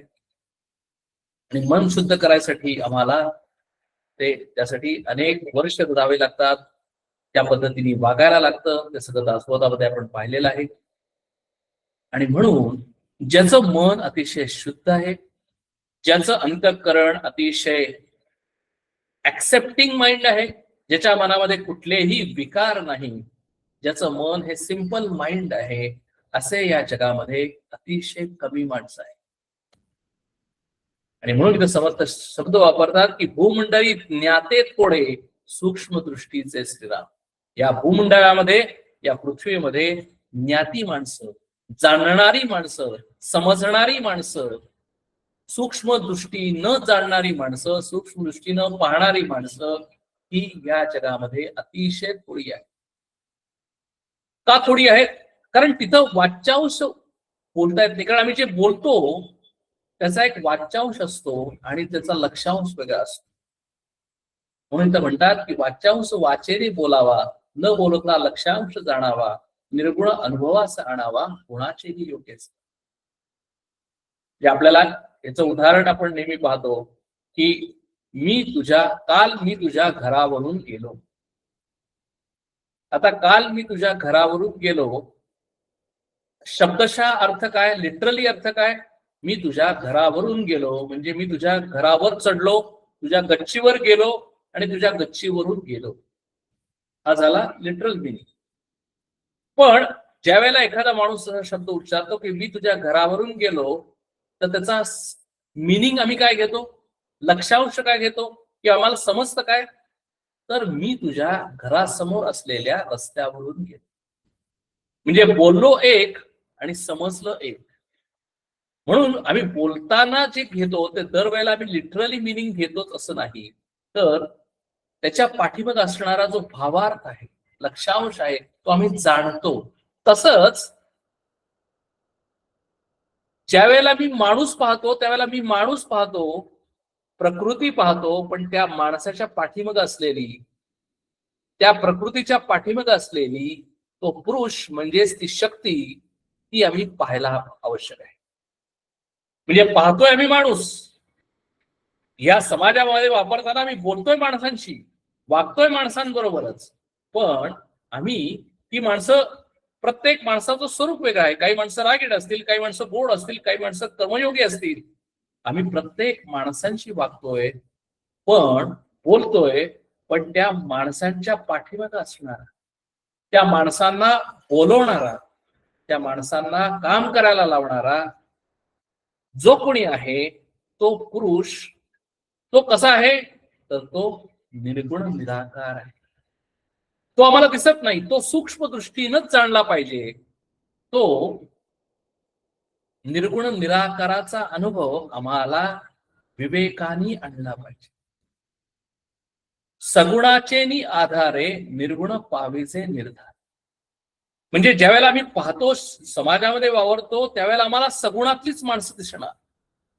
प्रत्येकाचा स्वभाव वेगवेगळा असेल, प्रत्येकाचा ऍटिट्यूड वेगळा वेगळा असेल, प्रत्येकाचा माइंडसेट वेगळा वेगळा असेल, पण त्या माइंडसेटच्या पाठीमागं, त्या ऍटिट्यूडच्या पाठीमागं कोणतरी असला पाहिजे. तो कोण आहे? तो एकच आहे, तो निर्गुण निराकार आहे. हे कशा जाणून घ्यायचं? तर जाणून घ्यायला अतिशय सोपं आहे की आपण जर इलेक्ट्रिसिटी पाहिली आणि इलेक्ट्रिसिटीचा आविष्कार, मॅनिफेस्टेशन जर पाहिलं, तर आम्हाला अनेक लाईट्स दिसतील, अनेक बल्ब्स दिसतील, अनेक ट्यूबलाइट्स दिसतील. त्या इलेक्ट्रिसिटीनंच आम्ही फ्रीज चालवतो, की ज्याच्या योगे आम्ही गार गोष्टी करतो. त्याच इलेक्ट्रिसिटीच्या आधाराने आम्ही हीटर चालवतो, म्हणजे आम्ही गरम करतो. म्हणजे त्याच इलेक्ट्रिसिटीचं मॅनिफेस्टेशन जर काही वेळेला गार आणि काही वेळेला गरम असं जर होत असेल, जे आम्हाला अनुभवायला येत असेल, जे आम्हाला दिसत असेल त्याच्या पाठीमागं असणारी अदृश्य शक्ती, इलेक्ट्रिसिटी, की जी आम्हाला दिसत नाही, ती मला अनुभवायची आहे. सगुणाचेही आधारे निर्गुण पाहावीचे निर्धारे. म्हणजे आम्ही फ्रीज बघितल्यानंतर फ्रीज बघायचं आहे डोळ्यांनी, पण त्या फ्रीजच्या पाठीमागे असलेली इलेक्ट्रिसिटी विवेकाने जाणायची आहे, समजून घ्यायची आहे, अनुभवायची आहे. आम्हाला हीटर दिसणार आहे की जो पाणी गरम करतो, पण त्या हीटरच्या पाठीमागे असलेली इलेक्ट्रिसिटी, की जी एकच इलेक्ट्रिसिटी आहे, ती आम्हाला समजून घ्यायची आहे, जाणून घ्यायची आहे, अनुभवायची आहे. आणि विवेकाने त्याचा अनुभव घेऊन आम्ही आत समजून घेऊन आम्हाला आत आमच्यामध्ये एक युरेका मुवमेंट आला पाहिजे, की अरे आम्हाला दिसतंय सगळं वेगवेगळं, माणसं दिसतात वेगवेगळी, प्रत्येकाचा ऍटिट्यूड वेगवेगळा आहे, प्रत्येकाचा स्वभाव वेगवेगळा आहे, पण प्रत्येकाच्या पाठीमागं इलेक्ट्रिसिटी सारखी एक अदृश्य शक्ती, की ज्याला समर्थन इथं परब्रह्म असं नाव दिलेलं आहे, ती आम्हाला जाणायची आहे, अनुभवायची आहे. आणि नवे नवे तेच आम्हाला व्हायचं आहे. कशासाठी? तर त्या अदृश्य शक्तीमध्ये समाधान आहे, त्या अदृश्य शक्तीमध्ये आनंद आहे. बाकीच्या संबंध सगळ्या गोष्टीमध्ये कम्फर्टेबल आहे, लिव्हिंग कम्फर्टेबल होईल, पण आनंद कुठं मिळेल? आनंद आत मिळेल. म्हणजेच त्या निर्गुण असलेल्या परब्रह्मामध्ये आनंद आहे. तो आनंद मला शॉर्ट सर्किट झाल्यामुळं तो मला मिळेल, कारण आनंद या जगामध्ये विकत घेता येत नाही. आनंद आम्हाला कुणी देऊ शकत नाही. आनंद आम्हाला पाहता येत नाही. आनंद फक्त ही एकच गोष्ट अशी आहे की जी आम्ही समजून घेऊ शकतो, ती आम्ही जाणून घेऊ शकतो, ती आम्ही विवेकाने आम्हाला त्याचा अनुभव येऊ शकतो. आणि म्हणून आमचा या जीवनामध्ये एकच उद्देश आहे की राहत असताना, जीवन जगत असताना, सर्व गोष्टी करत असताना, त्या सर्व गोष्टी करण्याच्या पाठीमागे, प्रकृतीच्या पाठीमागे, माणसाच्या पाठीमागे, भिन्नतेच्या पाठीमागे, उपाधीच्या पाठीमागे एकच असलेली गोष्ट, की निर्गुण निराकार असलेला परमेश्वर हा जाणून घेणं, की जो आनंद स्वरूप आहे, तो अविनाशी आहे, तो निर्गुण निराकार आहे, तोच आम्हाला मिळावा अशी आमच्या सर्व साधकांची, सर्व मुमुक्षूंची, सर्व दासबोध अभ्यास करणाऱ्या साधकांची अपेक्षा आहे. आणि तेच आम्हाला जाणायचं आहे. आणि म्हणूनच नाना गुणाचा आहे नाश, निर्गुणते अविनाश, ढोबळ्याहून विशेष सूक्ष्म देखणेच. म्हणून समर्थ त्या निर्गुण निराकार परमेश्वराचं इथं वर्णन करतात. ते म्हणतात की अरे नाना गुणाचा आहे नाश. जेवढे गुण आहेत, जेवढे माइंडसेट आहेत, जेवढी शरीर आहेत, जेवढे पशुपक्षी आहेत, जेवढी माणसं आहेत, जेवढ्या सृष्टी आहेत, त्या सगळ्याला उत्पत्ती आहे, स्थिती आहे, नाश आहे. पण निर्गुण कसा आहे? इलेक्ट्रिसिटीला नाश नाही. निर्गुण आहे ते अविनाशी आहे आणि ते ढोबळ्याहून विशेष सूक्ष्म देखणेच. आम्ही ज्यावेळेला शरीर पाहतो त्याला म्हणतो की अरे हे शरीर किती छान आहे, हे शरीर गोरं आहे, हे शरीर देखणं आहे, शरीराचे फोटो चांगले येतात. पण अहो, प्रत्येक शरीराला जरी आम्हाला ते चांगलं दिसत असेल तर ते काही विशिष्ट वेळेलाच विशिष्ट ठिकाणी आम्हाला ते चांगलं दिसतं. म्हणूनच आम्ही मेकअप करतो, म्हणूनच ते तरुण असताना चांगलं दिसतं, म्हातारा असताना तेच शरीर आम्हाला चांगलं दिसत नाही. आणि म्हणून इथे म्हणतात की ढोबळ्याहून विशेष सूक्ष्म देखणं असतात. सूक्ष्म असेल त्याला मेकअप करायला लागेल का? नाही. सूक्ष्म असेल त्याला तरुण, बाल्य आणि वार्धक्य असं असेल का? कारण ते ढोबळ आहे. पण ढोबळ्याहून विशेष सूक्ष्म देखणे असतात. म्हणून आम्हाला काय बघायचं आहे? बघताना या डोळ्यांनीच पाहायचं आहे. या डोळ्यांनी पाहताना आम्हाला अलंकार दिसणार आहेत, वेगवेगळे अलंकार असतील, त्याला आम्ही वेगवेगळी नावं देतो, मंगळसूत्र म्हणतो, बांगड्या म्हणतो, अंगठी म्हणतो. पण जरी आम्हाला स्थूल डोळ्यांनी हे वेगवेगळे अलंकार दिसले तरी ढोबळ्याहून विशेष सूक्ष्म देखणे असतात. त्याच्या पाठीमागे असलेले जे सोनं आहे 24 कॅरेट, की जे अलंकारामध्येच आहे, परंतु ते अलंकारामध्ये असूनही ते अतिशय देखणं आहे, कारण 24 कॅरेटचा भाव सध्या जास्त आहे. आणि म्हणूनच आम्हाला काय पाहिजे, आम्हाला 24 कॅरेट मध्ये इंटरेस्ट आहे. 1 कॅरेटचं अलंकार असतील तरी आम्हाला कोणाला ते आवडत नाही. त्याचं कारण असं आहे की आम्ही अलंकारामध्ये इंटरेस्ट आहे, पण अलंकारापेक्षा आम्हाला त्या अलंकाराच्या पाठीमध्ये असलेल्या सूक्ष्म सोन्यामध्ये इंटरेस्ट आहे, की जे उपाधी नाही, त्याला कुठलाही आकार नाही, पण तेच अविनाशी तत्व आहे, ते अतिशय देखणं आहे. तेच आम्हाला पाहायचं आहे, तेच आम्हाला मिळवायचं आहे, तेच आम्हाला अकम्प्लिश करायचं आहे. जे दृष्टीस न पडे ठावे ते ऐकोनी जाणावे, श्रवण मनने पडे ठावे सगळं काही सुद्धा. What is the process? जर ते पाहायचं असेल तर प्रोसेस एकच आहे की जे आम्हाला डोळ्यांनी पाहता येत नाही, जे दृष्टीस न पडे ठावे, जे आम्हाला जर बघता येत नसेल तर ते ऐकून जाणार. म्हणून शास्त्रामध्ये एकच साधना सांगितली आहे की आत्मावारे श्रोतव्य मंतव्य रिध्यासितव्य. म्हणजे तू काय कर, त्या आत्म्याचं श्रवण कर. पहा म्हणलेलं नाही, कारण आत्म्याला पाहताच येत नाही. म्हणून ते ऐकून जाणावे. आत्मावारे श्रोतव्या, मग कुणाकडून ऐकावं? की ज्यांनी ते त्यांच्या गुरूंकडून जाणून घेतलेलं आहे, ज्यांनी श्रवण केलेलं आहे त्यांच्या गुरूंकडे जाऊन, ज्यांनी श्रवण आणि मनन करून ते समजून घेतलेलं आहे, अशाकडून जावं, त्याच्याकडून ते ऐकावं. आणि त्याच्यावर ऐकून नुसतं ऐकून उपयोग नाही, तर त्याच्यावर चिंतन मनन करणं आणि निधिध्यासना करणं, म्हणजेच ते जे दिसत नाही ते आम्हाला पाहायला मिळतं. आपल्याला सगळ्यांना माहितीये, अतिशय सोपं उदाहरण आहे, दृष्टांत दिलेलं आहे की आम्हाला सांगितलं की हे दही घे आणि दह्यामध्ये आम्हाला लोणी दाखव. आम्हाला दह्यामध्ये लोणी दाखवता येत नाही, मग आम्ही काय करतो, दह्याचं ताक करतो. ताकामध्ये लोणी आहे का? ताकामध्ये लोणी दिसत नाही, मग आम्ही काय करतो, घुसळतो. आणि घुसळणं म्हणजेच साधना करणं, म्हणजेच जे माइंड आहे ते एक्सपेक्टिंग माइंड आहे, ते एक्सेप्टिंग माइंड करणं. ज्यांचं विकारी माइंड आहे ते शुद्ध माइंड करणं, हेच घुसळणं आहे. आणि म्हणजेच काय होतं, तर जे दृश्य आहे ते दृश्य जाऊन त्याच्या पाठीमागे असलेलं सूक्ष्म आम्हाला हळूहळू दिसायला लागतं. तसं ताक घुसत घुसत गेल्यानंतर त्यावेळेला ताकामधलं लोणी सेपरेट आउट होतं, त्या लोण्याचा बॉल दिसतो, बॉल होतो, आणि मग आम्हाला ते लोणी साध्या डोळ्यांना पाहता येतं. तसं आम्हाला जर परब्रह्म जर पाहायचं असेल तर एकच साधन आहे, आत्मावारे श्रोतव्य मंतव्य रिध्यास्तव्य. म्हणजे जे दृष्टीस न पडे ठावे ते ऐकोनी जाणावे, श्रवण मनने पडे ठावे सगळं काही श्राम.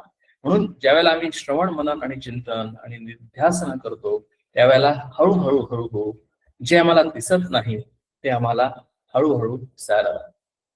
जे सचिन तेंडुलकरचं सुद्धा आपण उदाहरण बऱ्याच वेळेला घेतलेलं आहे की सचिन तेंडुलकर ज्याला खेळायला जातो पहिल्यांदा, आणि समोर तर अतिशय फास्ट बॉलर असेल, तर पहिल्या ओव्हरला त्याला पुढचा तो बॉलच दिसत नाही, कारण तो बॉल इतक्या वेगाने येतो आणि तो बऱ्याच वेळेला बीट होतो.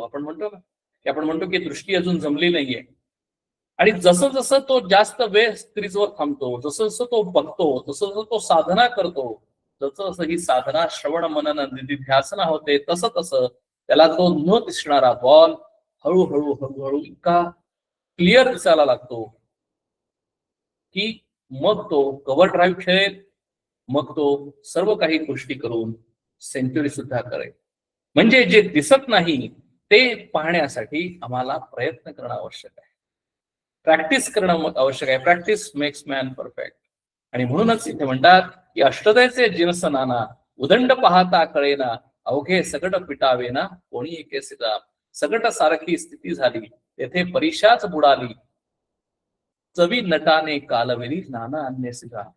तोणपा नव्हे गुणग्राहिक, मूर्खास कळेना विवेक, विवेक आणि अविवेक एकची मूर्ती सिधा. आणि म्हणून या आता समासाचा ऍक्च्युअल टोणपा हा जो माणूस आहे, म्हणजेच हा कोण आहे, तर हा खाओ पिओ मजा करणारा माणूस आहे, ज्याला अध्यात्मामध्ये इंटरेस्ट नाही, ज्याला सूक्ष्मामध्ये कळत नाही, सूक्ष्मामध्ये इंटरेस्ट नाही, जे काही दिसतं ते खरं आहे असं जो मानणारा माणूस आहे, त्याला समर्थाने इथं टोणपा म्हणलेला आहे. आणि टोणपे कसे आहेत, तर ते असं म्हणतात, अष्टधे ते जिनस नाना, उदंड पाहता कळेना. अष्टधा म्हणजे कोण? अष्टधा प्रकृती. अष्टधा प्रकृतीमध्ये अनेक प्रकार आहेत. अनेक प्रकारात म्हणजे आम्ही जर डोळ्यांनी सकाळी झोपेतून उठलो आणि आम्ही जर इकडे तिकडे बघितलं तर अगणित प्रकारची फुलं आहेत, अगणित प्रकारची झाडं आहेत, अगणित प्रकारची पानं आहेत, अगणित प्रकारची माणसं आहेत, अगणित प्रकारचे पशुपक्षी आहेत, अगणित प्रकारची प्लॅनेट्स आहेत, अष्टधेचे जिनस नाना. म्हणून या अष्टधा प्रकृतीमधून जी इतकी विविधता निर्माण झालेली आहे, इतके अनेक जिन्नस आहेत, इतके उदंड आहेत की आम्हाला अशी 50 जरी आयुष्य घेतली तरी आम्हाला सगळं पाहता येईलच असं सांगता येत. आम्ही किती पाहणार? आम्ही दरवर्षी हजारो जरी मैल प्रवास केला तरी सुद्धा आम्ही सगळी पृथ्वी पाहू शकत नाही, इतकी उदंड पृथ्वी मोठी आहे. आणि पृथ्वी जर सोडाच, हे आमचं जर गॅलेक्सी जर बघितलं तर ही अजून मोठी आहे. आणि म्हणून आम्हाला नेहमी असं वाटतं की हे पाहावं, ते पाहावं, हे करावं, तिकडं जावं, इकडं जावं. का तर जेवढी जास्त प्रकृती मोठी आहे तितके आम्ही प्रकृतीच्या पाठीमागे लागतो. आणि इतकी उदंड असल्यामुळे, इन्फायनाईट असल्यामुळे आम्हाला ती प्रकृती संबंध पाहता येत. आणि म्हणूनच आम्ही काय करतो की वयाच्या शेवटपर्यंत, रिटायर्ड होस तोपर्यंत हे पाहिजे, ते पाहिजे, हे पाहावं, ते पाहावं, हे करावं, ते करावं, याच्या पाठोपाठ आम्ही जातो. आणि एवढं करून सुद्धा आमची बकेट लिस्ट कंप्लीट होते. आणि टोणपा माणूस काय म्हणतो की तो काय करतो की जो सगट सारखी स्थिती झाली तेथे परीक्षाच बुडाली, तो हे न पाहता, हे विचार न करता तो काय करतो की तो सर्व सारखंच मानतो. म्हणजे काय की माणसं सर्व याच पद्धतीने निर्माण झालेली आहे. म्हणजे कसं, प्रत्येकाच्या आई वडिलांकडून त्यांचा जन्म झालेला आहे आणि ते इथं आल्यानंतर काही वर्ष राहतील, काही वर्ष काम करतील आणि नंतर ते मरून जातील. आणि त्यांचं मरण म्हणजे शरीराचं मरण आहे. शरीर पडल्यानंतर, शरीर मेल्यानंतर त्यांचा नाश होतो. याच्या पलीकडं काहीच नाही. कारण टोणपा हा सर्व सारखंच मानतो. आणि म्हणून इथं समर्थ म्हणतात की चवी नटाने काळवली नाना अन्य राम. ते वेगवेगळे पाहत नाही. जर आपण नाना अन्न घेतलं, जर सगळे पदार्थ, उपीट घेतलं, पोहे घेतले, गुलाबजाम घेतले, बासुंदी घेतले आणि एकत्र कालवले आणि त्या पद्धतीने जर मी खायला लागलो तर मला कुठलंच अन्नाचं विशिष्ट चव करणार नाही. तसं हा टोणपा नवे गुणग्राहिक. आणि म्हणूनच आम्हाला सांगितलेलं आहे की आम्हाला काय करणं आवश्यक आहे की आम्हाला सेपरेट आउट करणं आवश्यक आहे. सेपरेट आउट करणं आवश्यक आहे म्हणजे काय, तर माझ्या स्वतःकडे बघितल्यानंतर मला शरीर आहे, मला मन आहे की जे मन सूक्ष्म आहे आणि माझ्या शरीरापेक्षा ते वेगळं आहे. आणि मला सुद्धा सूक्ष्म आणि स्थूल असं दोन्हीही आहे आणि दोन वेगवेगळं आहे. ह्याच गुणग्राहकता माझ्याकडे असणं आवश्यक आहे, साधकाकडे असणं आवश्यक आहे, सूक्ष्म दृष्टीकडे पाहणं आवश्यक आहे. आणि हा जो विवेक आहे, मूर्खास कळेना विवेक. सर्वसामान्य माणसांना हा विवेकच करता येत नाही. ते काय म्हणतात की जे दिसतंय ते सत्य आहे, शरीर हे सत्य आहे, शरीर जिवंत आहे तोपर्यंत माणूस जिवंत आहे, शरीर पडल्यानंतर तो माणूस गेला. म्हणजे या शरीराच्या आत काहीतरी आहे हे तो कळत नाही, हे त्याला जाणत नाही, तो समजत नाही. म्हणून इथं समर्थ म्हणतात की अशी जी माणसं आहेत त्याला टोणपा असं म्हणलेलं आहे. ते त्यांच्यामध्ये गुणग्राहकता नाही, त्यांच्यामध्ये निरक्षीर विवेक नाही. म्हणजे काय, तर निरक्षीर विवेक म्हणजे दुधामध्ये असलेलं पाणी आणि दूध हे दोन वेगळं करणं, हे वेगळं करणं अवघड आहे, पण ते वेगळं केलं पाहिजे. त्यालाच गुणग्राहकता म्हणलेलं आहे. म्हणजे माझ्यामध्ये असलेला जे शरीर आहे त्याच्यामध्ये गुण आहेत, बरोबर आहे.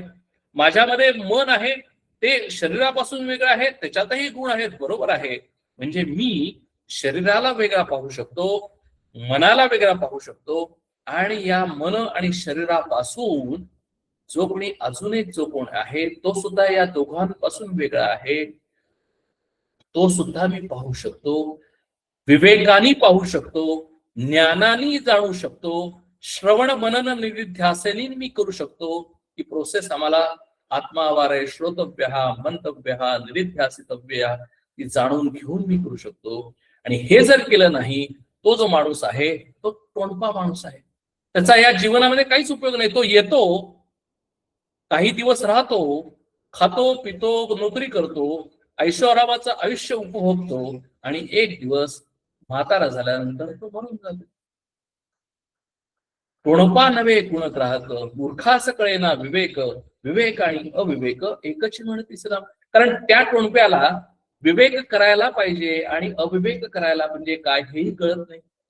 कारण त्याचं आयुष्यामध्ये एवढं एकच आहे, काय असतं एकच, की मी आयुष्यामध्ये आलेलो आहे, आयुष्यामध्ये येऊन मी मस्तपैकी खाओ पिओ मजा करो, म्हणजे जे माझ्याकडे नाही ते मिळवणे, कम्फर्टेबल आयुष्य जगणे, संपत्ती मिळवणे, विषय उपभोगणे आणि एके दिवशी मरून जाणे, एवढंच एक आयुष्याचं ऑब्जेक्टिव्ह आहे असं त्याला वाटतं. त्यामुळे तो गुणग्राहक नाही आणि तसाच तो समर्थांनी त्याला मूर्ख असं म्हणलेला आहे, कारण तो अविवेकी आहे. आणि मग समर्थ किंवा शास्त्रामध्ये असं आहे, अशा माणसाला म्हटलेलं आहे की मग पशु आणि तो याच्यामध्ये फरक काय? जरी मला नरदेह मिळालेला आहे, मला सत्सद विवेक बुद्धी मिळालेली आहे, पण त्या बुद्धीचा मी वापर करत नाही. आणि त्या बुद्धीचा वापर न करता जसा पशु फक्त अन्न वस्त्र निवारा आणि प्रजोत्पत्ती एवढंच त्याचं लिमिटेड आयुष्य आहे, अशाच पद्धतीने तो जगतो. अशाच पद्धतीने आम्ही मनुष्य देह मिळून सुद्धा आम्ही जगतो. त्यामुळे आमच्यामध्ये आणि पशुमध्ये काहीही फरक नाही. उंच नीच कळेना ज्याला, तेथे आभासची बुडाला, नाना अभ्यासे प्राणी आला, सुटका कैची सला. म्हणून समर्थ म्हणतात की असा जो माणूस असेल की ज्याला उंच नीच कळत नाही, तिथे अभ्यासच सगळा संपला, आणि मग अशा माणसाला सुटका कुठली? आणि म्हणून तो माणूस अनेक जन्म आणि मृत्यू, जन्म आणि मृत्यू, अनेक वेगवेगळे शरीर याच्यामध्ये तो भटकत राहतो आणि त्याच्यामध्ये अनेक कामना करत राहतो. मला हे उपभोगायचं आहे, मला ते उपभोगायचं आहे, मला हे झाल्यानंतर मला ते पाहिजे, मला ते झाल्यानंतर दुसरं पाहिजे. त्यामुळे त्याच्यामध्ये कधीही सुख, समाधान, शांती यांचा अभाव असतो. आणि त्यामुळे शरीर पडल्यानंतर सुद्धा कामना न संपल्यामुळे तो परत एकदा दुसऱ्या शरीराचा जन्म घेतो, परत त्या शरीरामध्ये राहून तो उपभोगतो, परत ते शरीर टाकून दिल्यानंतर मृत्यू झाल्यानंतर परत दुसरं शरीर घेतो. अशा पद्धतीने तो या जीवनामध्ये अनेक जीवनामध्ये जगत राहतो, त्याला कुठली सुटका नाही. म्हणून नाना अभ्यास आहे प्राण्याला, सुटका कैसी श्रीराम. म्हणून जर या सुटकायचं असेल, ह्या सगळ्या चक्रातून जर सुटायचं असेल तर एकच आहे, आत्मावारे श्रोतोभ्या, प्रकृतीमध्ये राहूनच, प्रकृतीमध्ये असतानाच, या शरीरामध्ये असतानाच त्या पुरुषाचं दर्शन घेणं, त्या परमेश्वराचं दर्शन घेणं, त्या रामाचं दर्शन घेणं, हेच सगळ्यात मध्ये किती कर्तव्यता आहे. वेड लागोनी झाले भोंगळ, त्यास सारखेच वाटे सकळ, ते जाणावे बाष्कळ, विवेकी नव्हतीच ना. म्हणून समर्थ टोपण माणसांची लक्षणं सांगतात की ते कशा आहेत? वेड लागोनी झाले भोंगळ, त्यास सारखे वाटे सकळ. म्हणजे वेड लागलेला माणूस काय आणि चांगला माणूस काय, त्याला सारखंच वाटतो. म्हणजे थोडक्यात काय की ज्ञानी माणूस काय आणि अज्ञानी माणूस काय त्याच्या दृष्टीने सारखंच आहे, कारण तो फक्त वरवर पाहतो. ज्यास अखंड होतो नाश, त्यास म्हणती अविनाश, भौचकीच्या लोकांचं काय म्हणावेस का. आणि म्हणून तो काय म्हणतो की ज्यावेळेला त्याला शरीरामध्ये अविनाशी शक्ती आहे, ह्याच विनाशी शरीरामध्ये, विकारी शरीरामध्ये एक शक्ती परमेश्वर आहे, ते त्याला कळत नसल्यामुळे तो म्हणतो की शरीराचा नाश होतो, त्या माणसाचा नाश होतो. अशा माणसाला काय म्हणावं? अशा माणसाला काहीही म्हणायचं नाही. ते त्यांच्या पद्धतीने जातील, आम्ही आमच्या पद्धतीने जावं, हेच खरं आहे. कारण का की ईश्वरे नाना भेद केले, भेदे सकळ सृष्टी चाले, आंधळे परीक्षवंत मिळाले, तेथे परीक्षा कैसी राम. जेथे परीक्षेचा अभाव, तो टोणपा समुदाव, गुणाची नाही गौरव, येईल कैसे राम. खरे खोटे एकची झाले, विवेकाने काय केले, असार सांडून सार घेतले, साधू जनी. मग प्रॉब्लेम काय झाला या टोणप्यांचा, की टोणपे बघतात ते काही चुकीचं नाही, आम्ही सुद्धा तेच बघतो. कारण अरे ईश्वरानेच नाना भेद केलेले आहेत, ईश्वरानेच माणसं वेगवेगळी केलेली आहेत, ईश्वरानेच हजारो पद्धतीची फुलं झाडं सगळं केलेलं आहे, ईश्वरानेच नाना पशु पक्षी केलेले आहेत. म्हणजे डोळ्यांनी आम्हाला भेद दिसतो, डोळ्यांनी आम्हाला विविधता दिसते, त्यामुळे आम्हाला असंच वाटण्याची शक्यता आहे, जर समजावून घेतलं नाही तर हे सृष्टीमध्ये भेद आहे. आणि मग जर आम्ही परीक्षा केली नाही, जेथे परीक्षेचा अभाव तो टोणपा समुदाव, हा प्रॉब्लेम आहे. आम्ही जर विचार केला नाही, आम्ही जर परीक्षा केली नाही तर आम्ही सुद्धा असं म्हणणार की अरे हे अनेक भेद आहेत आणि भेद असणं काही चुकीचं नाही, आम्हाला दिसतातच आहेत. आणि भेद दिसत असतील तर ही सगळी भेदमय सृष्टी आहे, त्या सृष्टीमध्ये मी सुद्धा एक वेगळा आहे, अशा पद्धतीने सगळी सृष्टी चालते. अशा पद्धतीने जर मी राहिलो, अशा पद्धतीने मी जीवन जगलो आणि अशाच पद्धतीने मी मरून गेलो तर माझ्यासारखा कृपण, कृपण हा शब्द गीतेमध्ये समर्थांनी भगवंतांनी वापरलेला आहे. तोच समर्थांनी शब्द इथे टोणपा असा वापरला की त्याला डिफरन्सिएशन नाही, त्याला सर्व एकच वाटतात. गुणची नाही गौरव येईल कैसे श्रीराम, खरे खोटे एकची झाले. विवेकाने काय केले, असार सांडून सार घेतले साधू दिसतात. म्हणून साधूजनांनी काय घेतलं तर असार सांडून सार घेतलेला आहे. आता असार सांडून सार घेतलं म्हणजे काय, स्थूल टाकून सूक्ष्म घेतलेलं आहे, शरीर टाकून मन घेतलेलं आहे, मन टाकून आत्मा घेतलेला आहे. मग ते असार का म्हणलं, शरीराला असार का म्हणलं, तर शरीर येणारा जाणार आहे, शरीराला नश्वरता आहे, शरीराला जन्म आहे मृत्यू आहे, मनाला जन्म आहे मृत्यू आहे.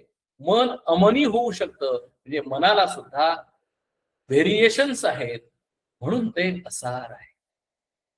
आणि मग सार काय आहे की जे चेंज होत नाही, जे कॉन्स्टंट आहे ते सार आहे.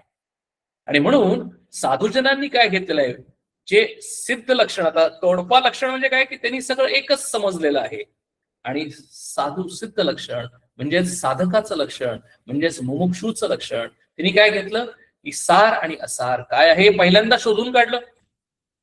पहिल्यांदा या शरीरामध्ये शरीर काय आहे, मन काय आहे, ते कसं कार्य करतं ते शोधून काढलं, आणि मन आणि शरीर आणि मनाच्या पाठीमागे काय आहे का हे शोधून काढलं, आणि ते सार आणि असार याचा विवेक केला, म्हणजे सारासार विवेक केला. आणि म्हणूनच सारासार विवेक हा एक दासबोधामध्ये असलेला एक अतिशय मोठा विवेक आहे की सत्य काय आणि असत्य काय, सार काय आणि असार काय, लिमिटेड काय अनलिमिटेड काय, गुणातीत काय आणि गुणात्मक असलेलं काय. म्हणून सार असार सांडून सार घेतले साधूजनी श्रीराम. म्हणून आम्हाला काय करायचंय, पहिल्यांदा हा विवेक करायचा आहे, आणि विवेक केल्यानंतर असार सांडून घेऊन सार घ्यायचा आहे. उत्तम वस्तूची परीक्षा कैसी घडे नतदृष्टा, दीक्षा दीक्षाहीनापासून दीक्षा येईल कैसी श्रीराम. आपले निवंगळपणे दिशा करून शौच घेणे, वेदशास्त्रे पुराणे त्यास काय करीत दिसत. म्हणून आम्हाला आमच्या आजूबाजूला अशी अनेक माणसं दिसतील की ज्याला हा विचारच नाही. म्हणून समर्थ म्हणतात की, समर्थांनी इथं उदाहरण दिलेलं आहे, दृष्टांत दिलेलं आहे की एखादा माणूस जर शौचाला गेला आणि नंतर त्यांनी शौचाला चालवल्यानंतर जर शुद्धता केली नाही, म्हणजेच थोडक्यात कसाही ओंगळपणाने राहिला, कशाही पद्धतीने विचार केला, कशाही पद्धतीने वागला, आचार आणि विचार कशाही पद्धतीने असेल, असा जर जो माणूस आहे ज्यानं कधी परीक्षा केली नाही, कधी त्याचा विचार केला नाही, आणि तो फक्त आपला पायजमा छाप संस्कृतीप्रमाणे जगत राहिलाय. का जगत राहिलाय, मेला नाही म्हणून जगत राहिलेला आहे. अशा जो नतद्रष्ट माणूस आहे त्याला वेदशास्त्र पुराण काय करू शकतात, त्याला काहीही करू शकत नाही. कारण का की त्यानं त्याचा विचारच केला नाही. म्हणून समर्थ म्हणतात असा टोणपा माणूस आहे, त्याच्याकडे आम्ही लक्ष देण्याचं कारण नाही. कारण का की कितीही त्याला सांगायचा प्रयत्न केला, वेदशास्त्र पुराणांनी सगळं दिलेलं असताना सुद्धा त्याचा विचार करत नाही, त्यामुळे त्याला हे समजत नाही, आणि तो संबंध त्याचं आयुष्य फुकट घालवतो. त्याला आम्ही काहीही करू शकत नाही असं समर्थ म्हणतात. म्हणून आता साधकासाठी काय आहे, जो माणूस विवेकी आहे आणि जो विचार करतो त्यांनी काय करावं, त्यांनी एकच करावं, आधी राखावा आचार, मग पहावा विचार, आचार विचारे पहिलं पार, व्हावेचे दोस्त. म्हणून इम्पॉर्टंट काय आहे, व्हॉट इज द क्रक्स, की मी कशा पद्धतीने माझा आचार आहे आणि कशा पद्धतीने माझा विचार आहे, मी वागतो कसा, मी बोलतो कसा, मी कसा विचार करतो, कशा पद्धतीने माझं आचरण आहे, मी खातो काय, मी पितो काय, कशा पद्धतीने मी या समाजामध्ये माझ्या डे टू डे लाईफ मध्ये सकाळी उठल्यापासून रात्री झोपेपर्यंत कशा पद्धतीने माझं आयुष्य जगतो. कारण क्रियेविण वाचाळता व्यर्थ आहे. नुसतं हे ऐकून असं दासबोध बोलून काहीही होत नाही. कधीही आमच्या मनामध्ये फरक पडणार नाही, आमच्या विचारामध्ये कधी फरक पडणार नाही. म्हणून आम्ही काय केलं पाहिजे, तर पहिल्यांदा मनोबोधाप्रमाणे आचार आमचा चेंज केला पाहिजे. मनोबोधाप्रमाणे आमचे विचार चेंज केले पाहिजे. दासबोधाप्रमाणे विचार चेंज केले पाहिजेत आणि त्याच्याप्रमाणे आचार. Implementation is the key. Without implementation everything is of no use. Without implementation it is just theory. कारण का की इम्प्लिमेंटेशन केल्याशिवाय आम्हाला मनामध्ये झालेला, आमच्याच मनामध्ये झालेला चेंज आम्हाला कळणार नाही. जर आमचं माइंड एक्सपेक्टिंग माइंड असेल आणि जर ते आम्हाला ऍक्सेप्टिंग माइंड करायचं असेल तर आधी आम्हाला विचार आणि आचार चेंज केलाच पाहिजे.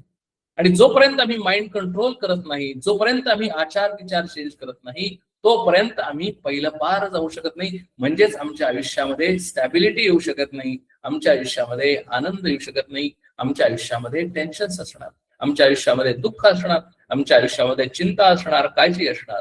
कारण का की आमचं मन वीक आहे. आम्ही बोलतो एक आणि करतो एक, आम्ही वागतो एक आणि विचार वेगळा करतो. आणि म्हणून कन्सिस्टन्सी इज द की, कोहरन्सी इज द की. आचार आणि याच्यामध्ये सिंक्रोनायझेशन पाहिजे. आणि ज्या वेळेला आचार आणि विचार यांच्यामध्ये synchronisation, what I talk so I think, what I think so I talk. आणि आधी राखावा आचार, मग पहावा विचार. आचार्य विचारे पहिलं पार पावीचे दुसरा. समर्थ म्हणतात की एकदा तू त्या पद्धतीने वागायला लागलास, त्या पद्धतीने विचार करायला लागलास, त्या पद्धतीने तुझा माइंडसेट झाला, त्या पद्धतीने तुझा ऍटिट्यूड झाला की मग ऑटोमॅटिकली तू पलीकडे जाणारच. एकदा का तुला ड्रायव्हिंग आलं, एकदा का तुला नाव चालवायला आली की तू ऑटोमॅटिकली पलीकडे जाणार, त्यात काही प्रश्नच नाही. जे नेमकाच न कळे ते बाष्कास केवी कळे, डोळस ठाकती आंधळे कोण्या कामाचे श्रम. म्हणून समर्थांनी अतिशय हार्शपणाने या टोणप्या लोकांच्यावर एक टिप्पणी केलेली आहे आणि त्यांना आंधळे म्हणलेले आहे, मूर्ख म्हणलेलं आहे, हे बाष्कळ असं म्हणलेलं आहे की त्यांच्या बोलण्यामध्ये लूज टॉकिंग, लूज थिंकिंग, त्यामुळे त्यांना नेमकं काय आहे ते कळत नाही. काय बोलावं, कधी बोलावं, काय बोलावं काही कळत नाही. आणि म्हणूनच ते म्हणतात की पाप पुण्य स्वर्ग नरक अवघेच मानिले एक, विवेक आणि अविवेक काय मानावे सुद्धा. म्हणून समर्थ म्हणतात की त्यांच्यासाठी पाप आणि पुण्य एकच आहे, स्वर्ग नरक एकच आहे, कारण ते त्याला मानतच नाहीत. आणि म्हणूनच विवेक आणि अविवेक याच्यामध्ये सुद्धा फरक नाही असं त्यांचं म्हणणं आहे. त्यामुळे अशा लोकांचा विचार करण्याचा काही एक कारण नाही, कारण ते अमृत विषय एक म्हणती, परी विष घेता प्राण जाती, कुकर्मे होती फजिती, सत्कर्मे कीर्ती वाढे असे नाम. समर्थ म्हणतात की अरे अशी माणसं अमृत आणि विषाला एकच म्हणतात, पण त्याला हे माहिती आहे की विषाचा एक थेंब जरी आमच्या शरीरामध्ये गेला तरी प्राण जातो. मग जर असं असेल तर अमृत आणि विष वेगळं असलंच पाहिजे. असं जर असेल तर सत्कर्म आणि कुकर्म याच्यामध्ये डिफरन्सिएशन असलंच पाहिजे. म्हणजे चांगले विचार आणि वाईट विचार याच्यामध्ये डिफरन्सिएशन असलंच पाहिजे. आणि म्हणून साधकांनी नेहमी सत्कर्म करा, साधकांनी नेहमी सद्विचाराने वागावं, साधकांनी नेहमी सद्बुद्धीनं वागावं, साधकांनी नेहमी सात्विक अन्न खावं, साधकांनी चांगल्याच गोष्टी पाहाव्यात, चांगल्याच गोष्टी विचार कराव्यात. नेहमी जिथं सात्विक आहे तिथं सर्व काही सात्विक वाचावं, सात्विक करावं, सात्विक सर्व काही सात्विक करावं. ह्यालाच सत शब्द आहे. आणि ज्या वेळेला आम्ही नेहमी सत कर्म, सत विचार करतो त्याच वेळेला आम्हाला सत काय आहे हे कळतं. आणि सत करणं म्हणजेच ते परब्रह्म परमात्मा कळणं. आणि जर आम्ही तसं केलं नाही तर समर्थ म्हणतात कुकर्मे होती फजिती. आणि म्हणूनच आम्हाला आज समाजामध्ये अनेक माणसं भीतीनं गांजलेली आहेत, अनेक माणसं टेन्शन्स मध्ये आहेत, अनेक माणसं चिंता, काळजी, व्यग्रता याच्यामध्ये आहेत. कारण का की त्यांना कसं वागावं हेच कळत नाही, काय बोलावं हे कळत नाही, काय करावं हे कळत नाही. त्यांच्यासाठी इहलोक आणि परलोक जेथे नाही साकल्प विवेक, तेथे अवघेच निरर्थक सगळं काही सदा. म्हणून त्यांच्यासाठी सगळंच निरर्थक आहे, आयुष्य सुद्धा निरर्थक आहे. म्हणून आता म्हणून सांगितलं की काय करायला पाहिजे. म्हणून संत संगेची जावे. हे मला कसं कळेल? संत संगाशिवाय मला हे कधीही कळणार नाही. म्हणून सांगितलेलं आहे की सत्शास्त्रची श्रवण करावे. काय वाचावं? आज अनेक पुस्तक आहेत, अनेक लोकांनी पुस्तकं लिहिलेली आहेत. का लिहिलेली आहेत? तर त्या पुस्तकातनं त्यांना रॉयल्टी मिळते, त्यांना पैसे मिळतात, म्हणून ते पुस्तक लिहितात. आणि म्हणून फक्त ऑथेंटिक जे लिखाण आहे, सत्शास्त्र आहे, ते कोण आहे? फक्त एकच, एक म्हणजे आमची गीता सॅक्रोसॅन्ट, म्हणजे जी भगवंतांनी स्वतः सांगितली आहे. त्याच्या व्यतिरिक्त काहीही वाचू नये. गीतेचा आधार घेऊनच ज्ञानेश्वरी आहे. ज्ञानेश्वरी गीतेचीच टीका आहे. त्यामुळे जे गीतेमध्ये आहे तेच ज्ञानेश्वरीमध्ये आहे, त्याचं श्रवण करावं. जे गीता आणि ज्ञानेश्वरीमध्ये आहे तेच दासबोधामध्ये आहे, त्याचं श्रवण करावं. जे आत्मज्ञानाचे ग्रंथ आहेत तेच फक्त श्रवण करावेत, बाकी कुणाचेही ग्रंथ वाचू नयेत. आणि फक्त ते शास्त्र, ते ग्रंथ ज्यांनी जाणून घेतलेले आहेत, ज्यांनी समजून घेतलेले आहेत, ज्यांनी त्यांच्या गुरूंकडे जाऊन श्रवण करून घेतलेले आहेत, त्यांच्याकडे जावं, सत्संगामध्ये जावं, उत्तम गुणास आभासावे, नाना प्रयत्न, अतिशय मोठे प्रयत्न करावे, अतिशय मोठा त्या दृष्टिकोनातून प्रयत्न करावेत. कारण प्रयत्नांती परमेश्वर असं म्हटलेलं आहे. कारण या संबंध सगळ्या या प्रकृतीमध्ये अनेक चेंजेस असल्यामुळे कॉन्स्टंट मिळवण्यासाठी खूप प्रयत्न करायला लागतात. बाल्याची तरुणावस्था, तरुणाची वार्धक्यावस्था चेंज आहे. त्याच्यासाठी आम्हाला कोणताही प्रयत्न करायला लागत नाही. आम्ही काहीही केलं नाही, काही याच्यासाठी कुठलाही पुरुषार्थ नाही. आम्ही automatically every year we celebrate birthday, आणि आम्ही प्रकृतीमध्ये हळूहळू हळूहळू प्रत्येक वर्षी आमचं कालानुसार आम्ही शरीर आमचं एक एक वर्ष वार्धक्याकडे चाललेलं आहे. त्यासाठी काहीही प्रयत्न करायला लागत. मग प्रयत्न कशाला करायला लागतात? उत्तम गुणास आभासावे, म्हणजे आम्हाला आमच्या मनामध्ये, आमच्या शरीरामध्ये, आमच्या विचारांमध्ये जर उत्तम गुण यावे असतील तर त्यासाठी प्रयत्न करायला. नापास होण्यासाठी कोणतेही प्रयत्न करायला लागत नाहीत. तर पहिला नंबर मिळवायचा असेल तर प्रयत्न करावे. चांगली युनिव्हर्सिटी पाहिजे असेल तर प्रयत्न करायला लागतात. तसं चांगला माणूस व्हायचा असेल तर प्रयत्न करायला लागतात. चांगला माणूस, चांगले विचार, चांगले आचार, आणि मग हळूहळू हळूहळू प्रयत्न केल्यानंतर, सत्संगाच्या सानिध्यात गेल्यानंतर आम्हाला एकच कळतं की काय महत्वाचं आहे आणि काय महत्वाचं नाही, काय केलं पाहिजे आणि काय केलं नाही पाहिजे, डूज अँड डोंट्स. आणि रोल मॉडेल जसं आम्हाला कळून नुसतं सांगून उपयोग नाही, सांगणारे बरेच आहेत. सत्संगामध्ये गेल्यानंतर आम्हाला जे शास्त्रामध्ये सांगितलेलं आहे, ज्याला गीतेमध्ये सांगितलेलं आहे, जे दासबोधामध्ये सांगितलेलं आहे, ते वागणारी माणसं आमच्या समोर येतात. आम्ही त्यांच्याकडे पाहतो आणि मग आम्हाला या शास्त्राचं महत्व कळतं की अरे, it is not just a theory but it is actually implementable. हे वागणारी माणसं आम्हाला मिळतात, त्यांनाच आम्ही संत म्हणतो.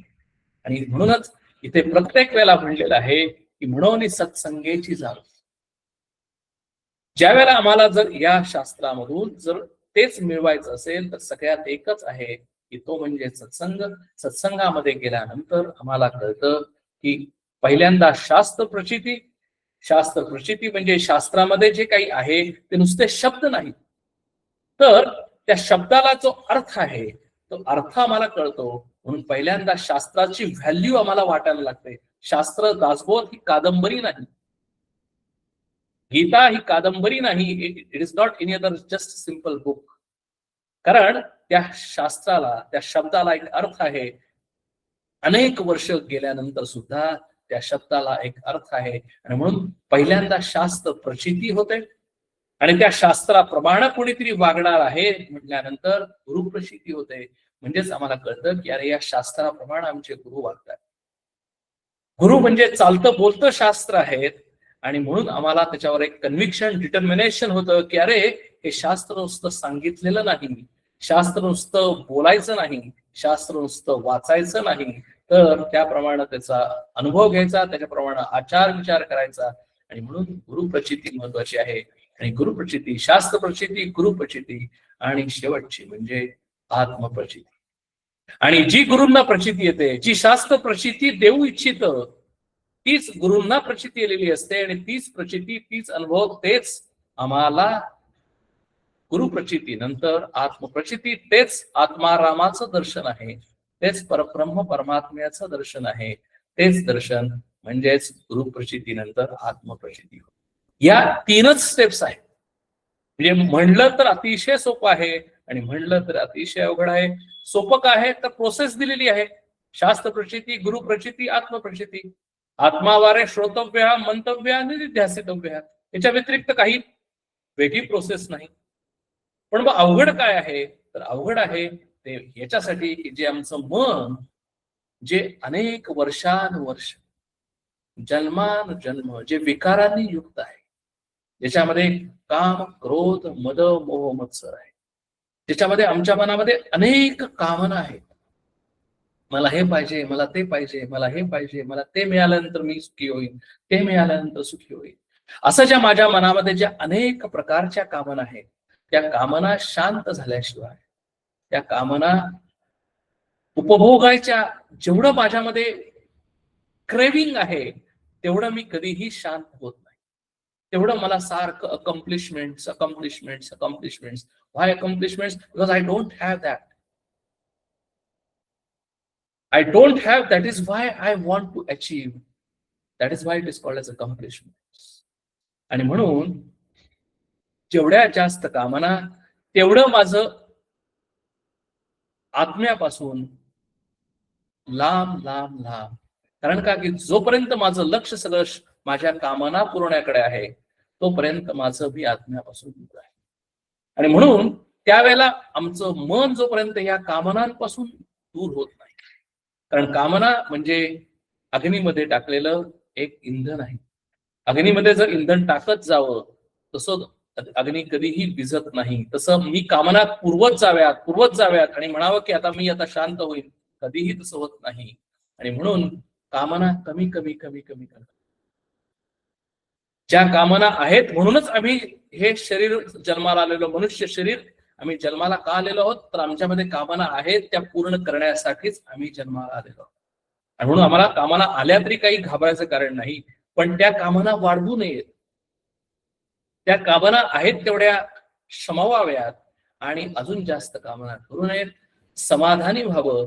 म्हणजे काय होतं, ऑटोमॅटिकली माझ्या कामना कमी झाल्या, लाईक्स अँड डिसलाईक्स कमी झाले की ऑटोमॅटिकली माझं मन शांत शांत शांत शांत.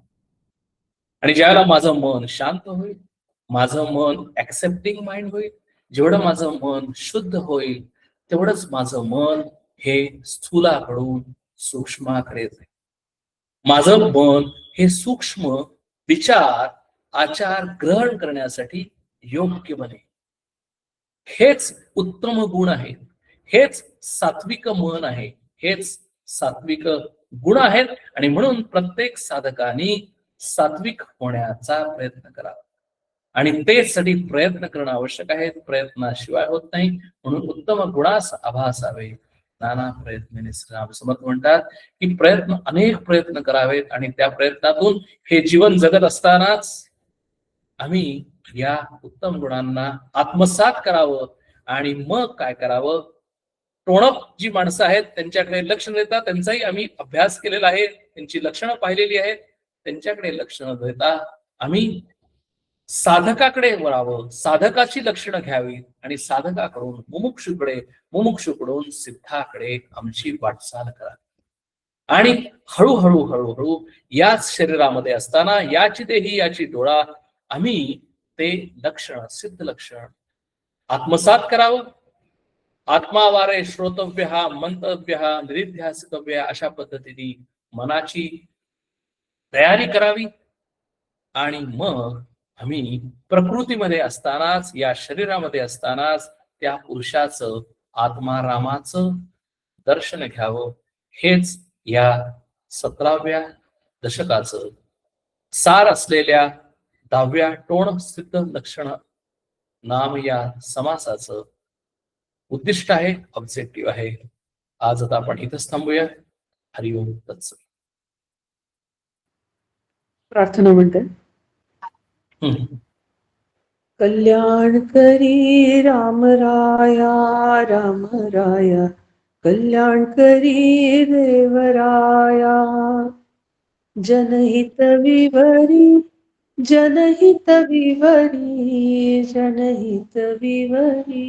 कल्याण करी राम राया. तळमळ तळमळ होतची आहे, होतची आहे. हे जग हाती धरी दयाळा, कल्याण करी राम राया. अपराधी जन चुकतची गेले, चुकतची गेले. तुझा तूची सावरी दयाळा, कल्याण करी राम राया. राम राया कल्याण करी देवराया. कठीण त्यावरी कठीणची झाले, कठीणची झाले. आता दिसे उरी दयाळा, कल्याण करी राम राया. राम राया कल्याण करी देवराया. कोठे जावे काय करावे, काय करावे.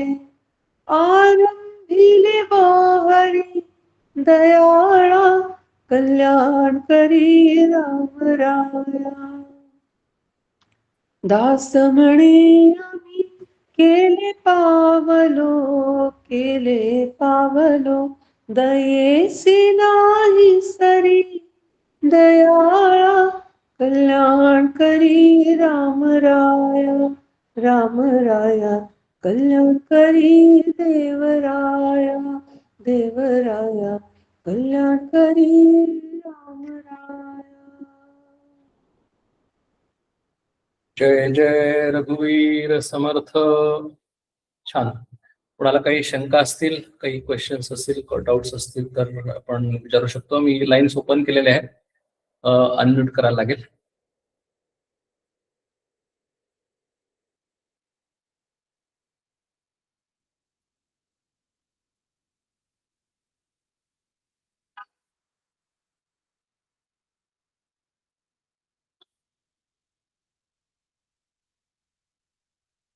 आज बऱ्याच दिवसातून आपण सेशन घेतोय. 2-3 रविवारी कॅप पडली, पण काही हरकत नाही. काही 1-2 मिनिटं थांबूया.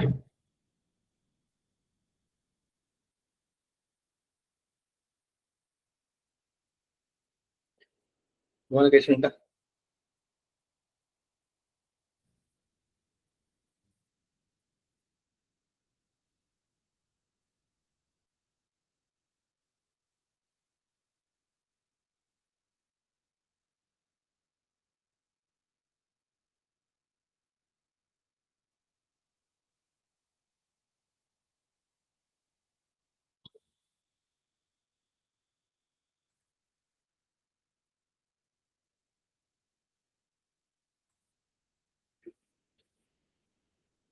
ठीक आहे, काही हरकत नाही. मी रेकॉर्डिंग थांबवतो आणि सेशन क्लोज करतो.